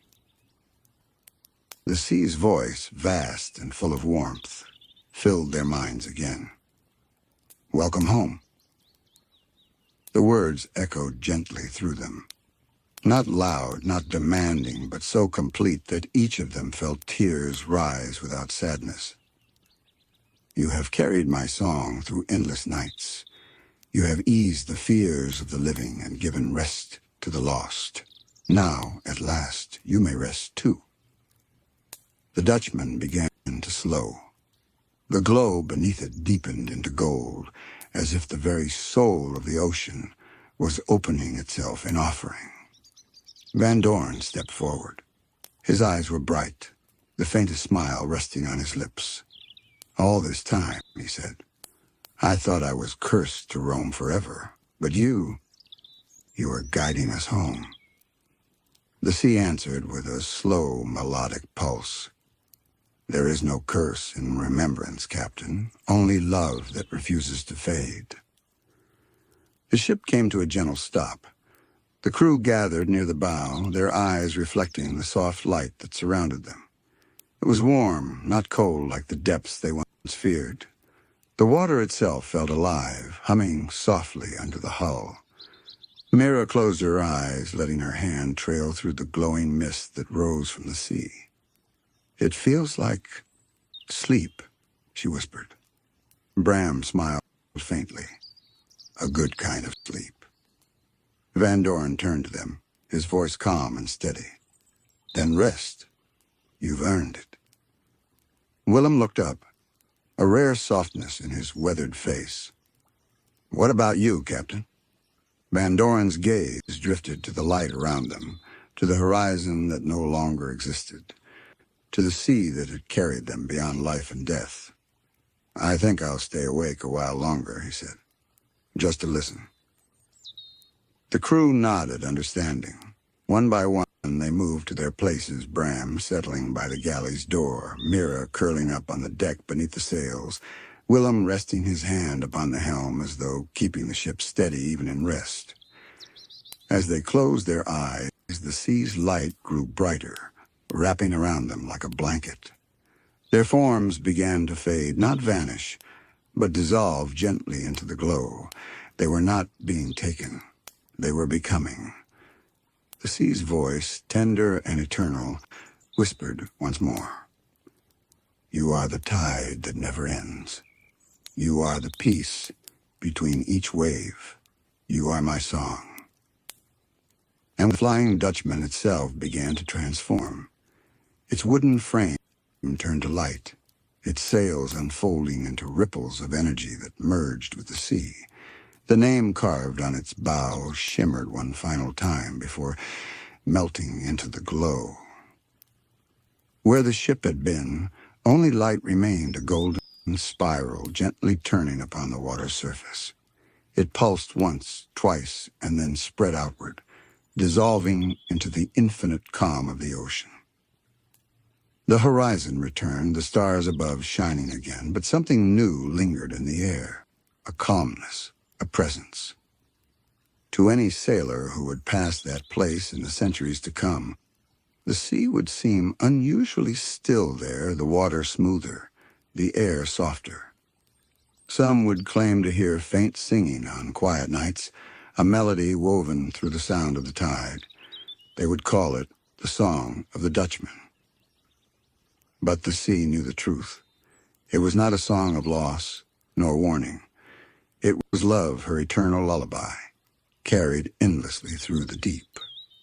And sometimes, when the moon was low and the waves were calm, the sea herself would hum along, remembering her children, the crew who had learned to rest at last. The sea that loved them had kept her promise. The world above might forget their names, but she never would. For in every wave that kissed the shore, in every whisper of foam upon the sand, her love sang on gentle, patient, eternal. And far beneath that quiet song, at the heart of all oceans, the Flying Dutchman still sailed not as a ghost ship, but as a dream, forever cradled in the arms of the sea that loved them. There are places beyond the reach of maps, places where the horizon folds in on itself, where the stars hum faintly instead of shining, and where the sea forgets how to end. That is where the Flying Dutchman now drifts, not as wood and sail, but as thought and light, a memory within the mind of the ocean. To mortals, it would be invisible. To the sea, it is a dream she keeps close to her heart. The waves there are slower, softer. They move like breathing, the kind of deep, steady rhythm one has when finally at peace. The water is not cold, not warm, simply endless, a cradle of shimmering blue that feels like time itself has fallen asleep. And within that cradle drifts the Dutchman. Its form is no longer bound by timber or rope. Instead, it glows faintly, like a constellation drifting beneath the surface. The sails are translucent, rippling as though made of moonlight. Every plank hums with a quiet pulse, the heartbeat of the ship that was and still is. The crew, too, have changed. They no longer wear the faces of men who sailed against the storm. Their features are softer now, blurred with calm, their edges glowing faintly as if they were part of the water around them. They do not speak with words anymore. They speak through feeling, through shared memories that ripple like echoes in the deep. Van Doren stands, or rather exists, at the front of the ship's dream form. His eyes glow faintly, not with command or authority, but with serenity. He is not the captain of this place. He is its witness. The sea's voice is all around him, low and endless. It no longer comes in distinct words. It is more like a presence that moves through everything, through the waves, through the ship, through his very being. In that stillness, Van Doren remembers. He remembers wind on his face and the smell of salt spray. He remembers laughter at dusk when his crew would sing songs to fill the silence between stars. He remembers the terror of storms and the beauty of dawns after them. And now, as those memories rise and drift like bubbles through the deep, he feels no regret, only gratitude. Around him, the others drift closer. Mira glows with the faint green of kelp and sea glass, her voice a soft hum that stirs the light. Willem is a shape of steady blue, his presence like an anchor, calm, unwavering.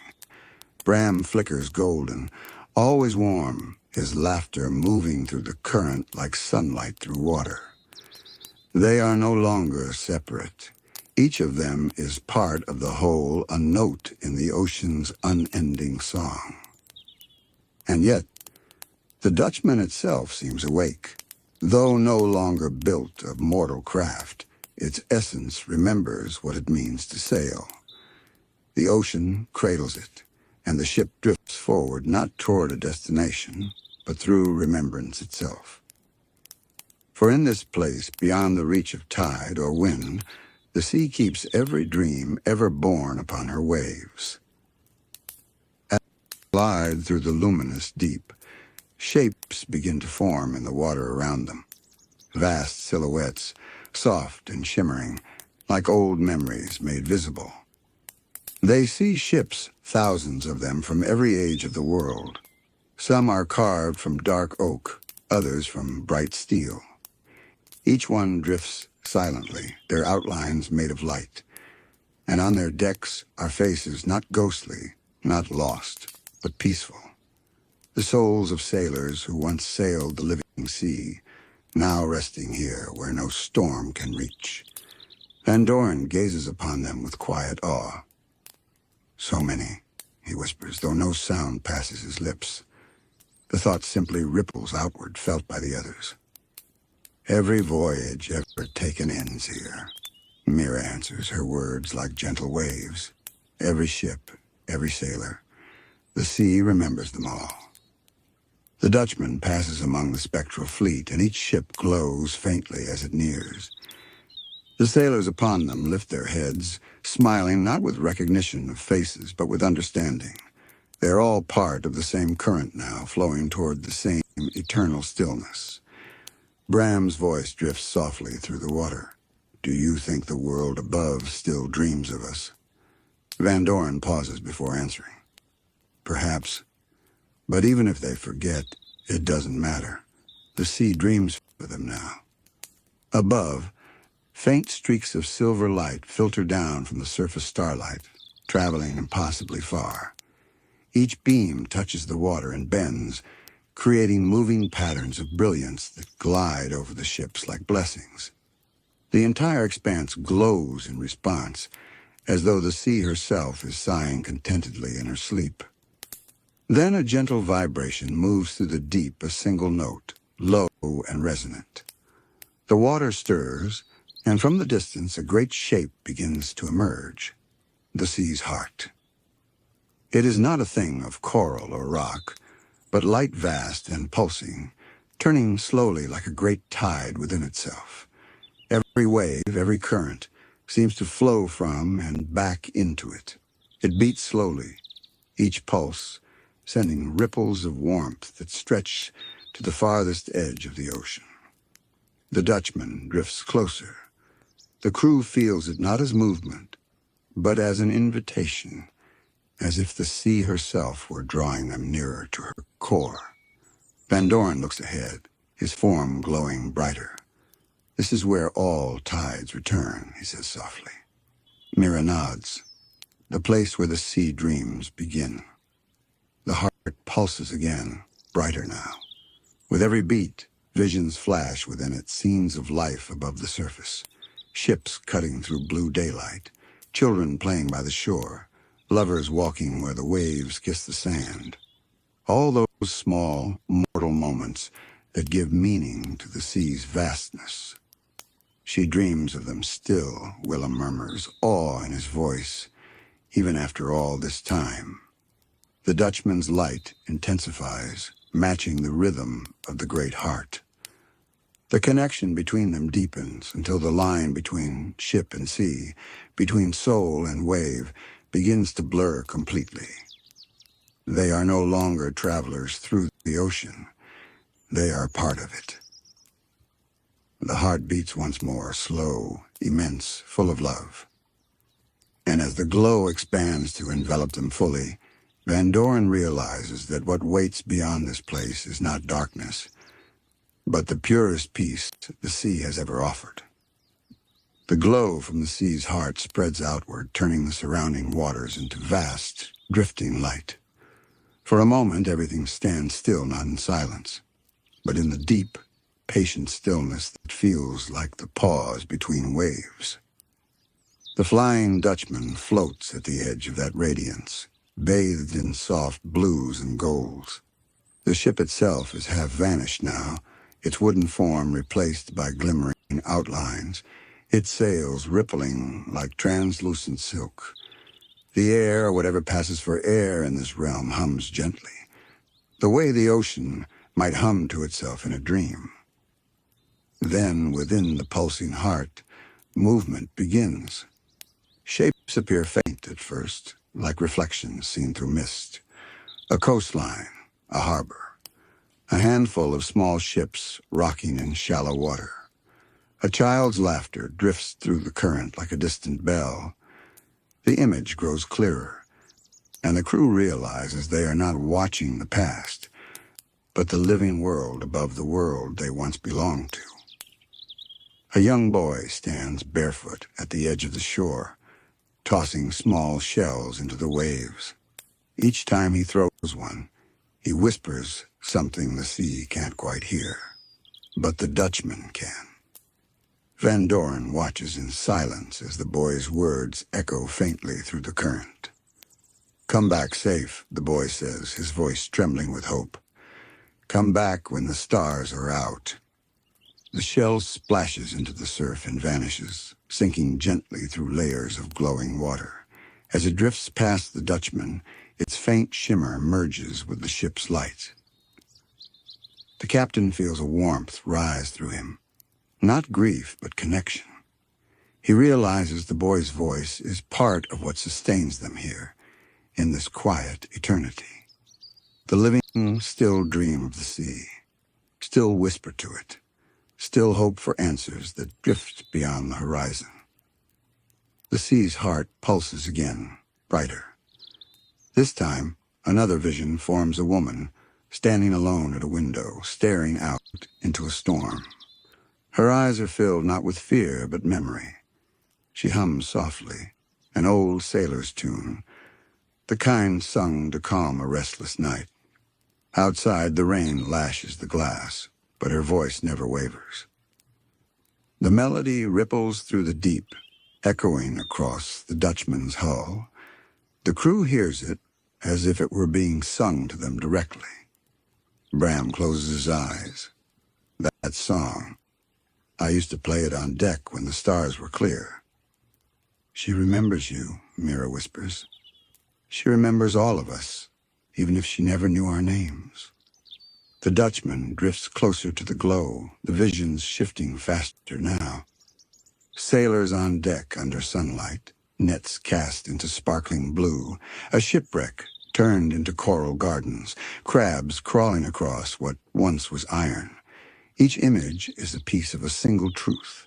The sea never forgets, and neither do those who love her.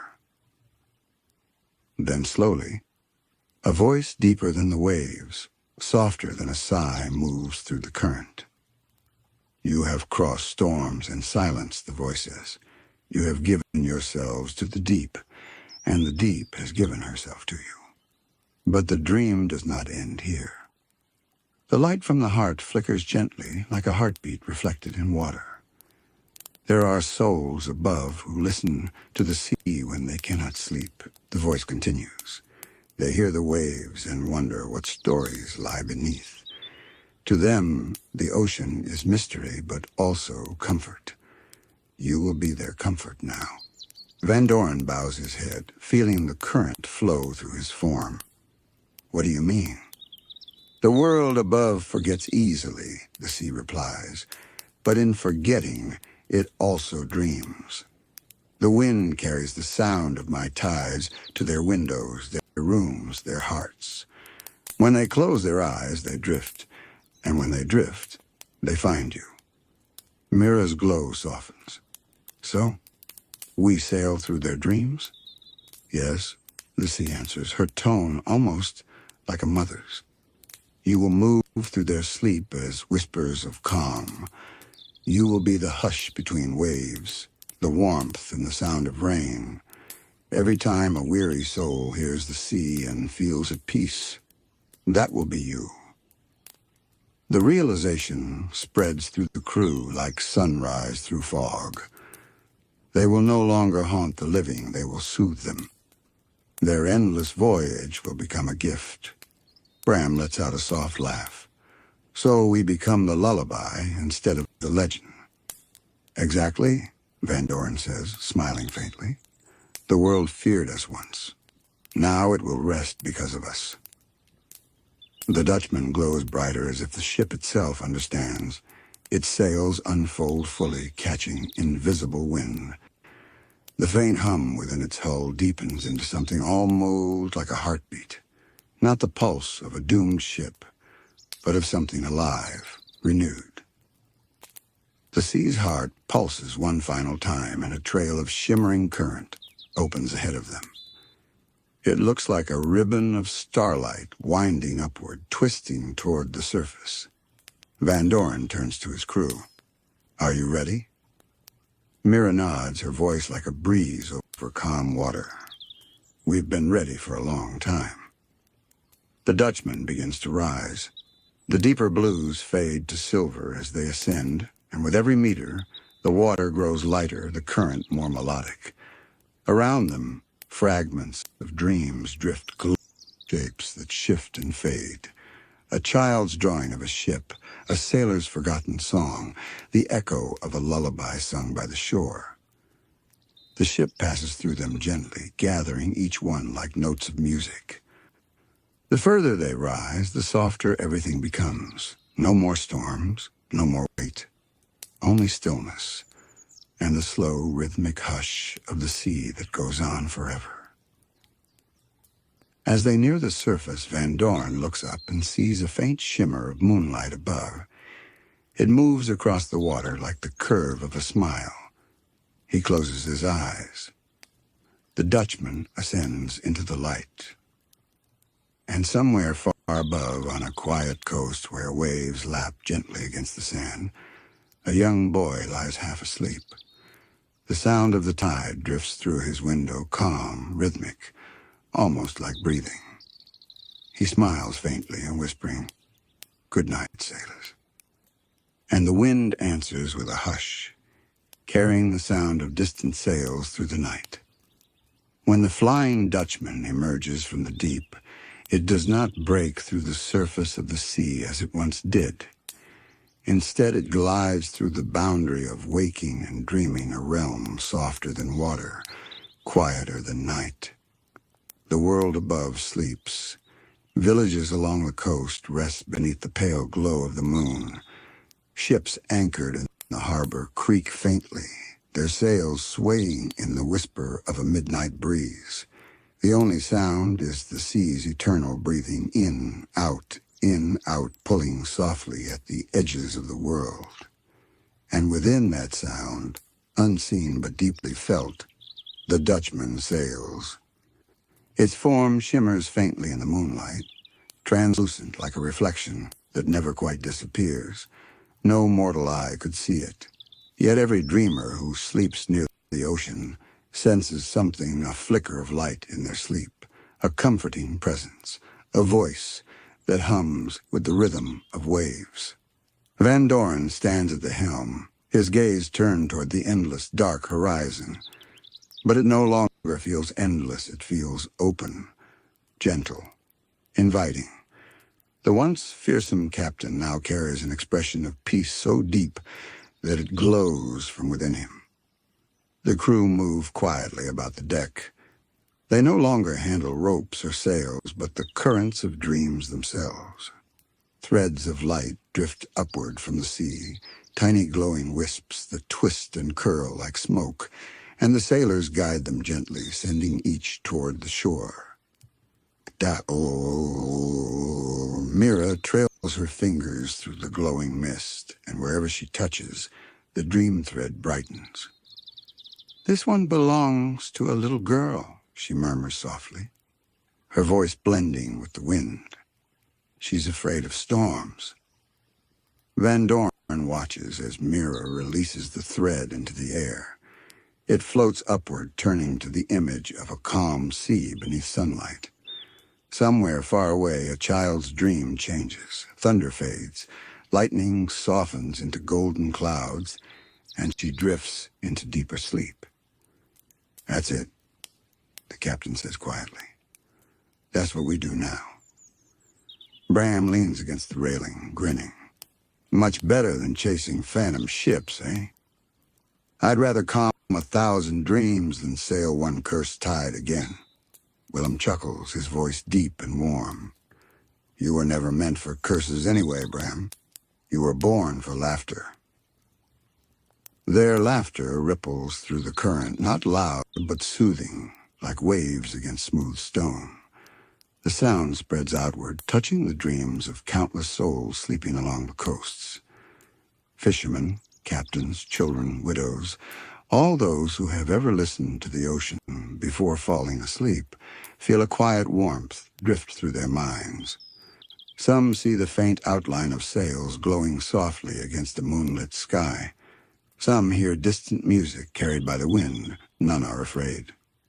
Because this time, the Flying Dutchman brings not warning, but rest. As the ship glides through the silver mist, Mira turns her gaze downward. "Do you think they'll ever truly know it's us?" Van Doren shakes his head gently. "They don't need to. The sea knows. That's enough." For a moment they sail in silence, only the sound of the dream tide moving around them. The water here feels more alive than any sea they've known. It glows faintly with drifting fragments of thought, half-formed wishes, fading memories. The quiet ache of people who miss someone far away. Each fragment pulses gently as the Dutchman passes. Some turn into ripples of light, others into faint songs, echoing through the deep dream world. The ship begins to hum in response, a low, resonant sound, perfectly in tune with the rhythm of the sea's heart. It's as though the Dutchman itself understands the dreams it touches. And then they come to a new shore. It is not made of sand, but of light, soft golden, shifting beneath invisible waves.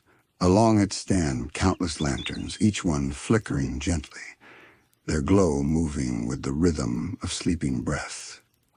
Van Doren steps closer to the bow. "What is this place?" Mira smiles faintly. "A place between dreams where the sea gathers the thoughts that never reached the surface." They watch as the lanterns sway.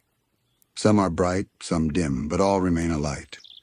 Each one represents a single person's unspoken hope, a sailor who wished for safe passage, a child who dreamed of their father's return, a wanderer who longed for the sound of the sea. The crew feels their light calling to them. Bram approaches one lantern and kneels beside it. "This one's dim," he says softly. "Someone's lost their hope." Without speaking, he cups his hands and blows gently toward the light. It flares brighter, steadier. Somewhere in the waking world, an old fisherman stirs in his sleep, dreaming again of calm seas and returning dawn. Mira looks around at the endless lanterns and whispers, "We'll never reach them all." Van Doren shakes his head. "We don't have to. The sea will carry our song wherever it's needed. Every wave will hum with it. Every shore will hear it." He turns toward his crew, his eyes glowing faintly gold in the starlit current. "Our voyage doesn't end. It simply changes course. We'll sail wherever the dreaming need peace." And as he speaks, the Dutchman's glow brightens again, steady, strong, full of purpose. Above them, stars shimmer faintly through the thin veil of the dream sea, and the moon seems to pulse with quiet approval. The crew stands together on the deck, facing the horizon that stretches endlessly before them, not dark and cold as it once was, but filled with luminous currents, each one a pathway to a new dream. They can hear it now, 1,000 whispers of sleep, 1,000 waves brushing gently against distant shores. The Dutchman turns, guided by unseen tides, and sails toward those whispers. Its sails catch the light of unseen stars glowing like silk in the dimness. The ship hums softly, its voice blending perfectly with the lullaby of the waves. No one speaks. They simply sail through dreams, through time, through every quiet space where the sea touches the soul, and the world above sleeps easier because of them. The Dutchman sails on not through water or wind, but through dreams. The ocean below is no longer a sea of salt and current, but a great field of quiet light. Every ripple glows faintly, every wave hums softly. It is as if the very act of peace has taken shape, endless, radiant, alive. Time does not move here as it does above. The stars rise and fall in slow rhythm, pulsing with the gentle heartbeat of the sleeping world. The ship glides beneath them, its sails catching the shimmer of dreams cast adrift by those who still listen to the sea in their sleep. Van Doren stands at the helm, eyes closed. He feels the hum of every current, the pulse of every light. Once he had commanded storms. Now he listens, not to control, but to understand. A soft wind, or something like it, moves through the deck, carrying the scent of calm rain and distant shores. The crew moves slowly, gracefully, each of them glowing faintly in the deep blue light. They are no longer sailors bound to a ship. They are part of its song. Mira stands near the railing, her hands resting on the translucent wood. "Do you feel it?" she whispers. "Every wave, every dream. They reach for us." Van Doren nods. The sea breathes through us now. We are her voice. Below them, shapes form in the shimmering deep. Not fish, nor coral, nor wreckage, but memories, drifting like constellations underwater. A woman singing to her child as rain falls against the window. A sailor closing his eyes to the sound of a storm. A man walking alone by the shore, whispering a name the wind carries away. Each of these moments shines for an instant before fading, carried away by the oft current. The crew watches in reverent silence. They understand now, every human who has ever loved the ocean becomes part of it, even after they are gone. The Dutchman slows. The air, if such a thing exists here, grows warmer, softer. The horizon opens wide, revealing a glow that seems to come from nowhere and everywhere at once. It's not the heart of the sea they saw before. It's something beyond that, a light so gentle that it doesn't blind, only invites. "The end of the tide," Willem murmurs. "Or maybe the beginning of another."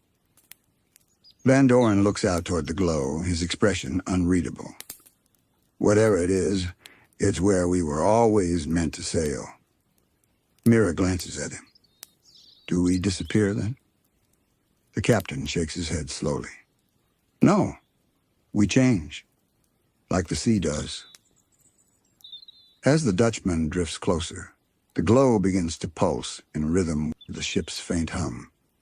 The water, if it can still be called water, vibrates gently, forming ripples that stretch far into the horizon. With each pulse, the ship's outline softens, its structure dissolving into light. The crew does not panic. They feel no fear.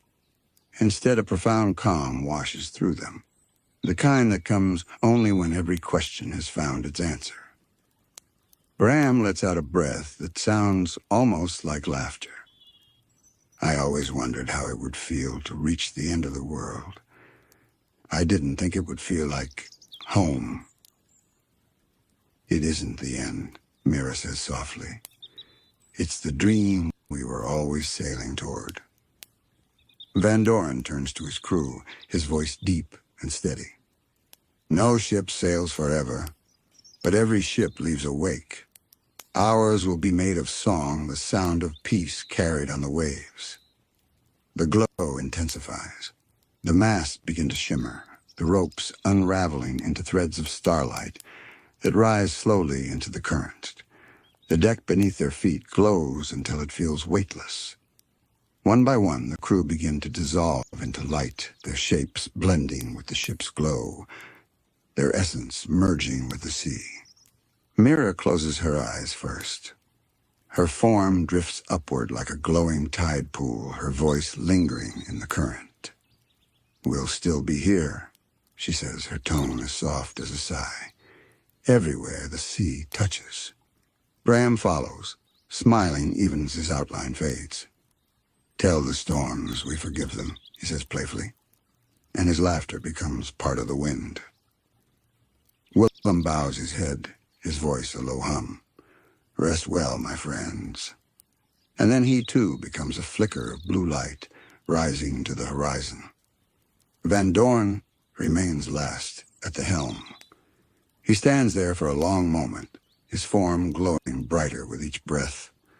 He looks out at the infinite calm, the glow of eternity before him, the sea behind, forever breathing, forever dreaming. He speaks one final time, not to command, not to lament, but to offer thanks.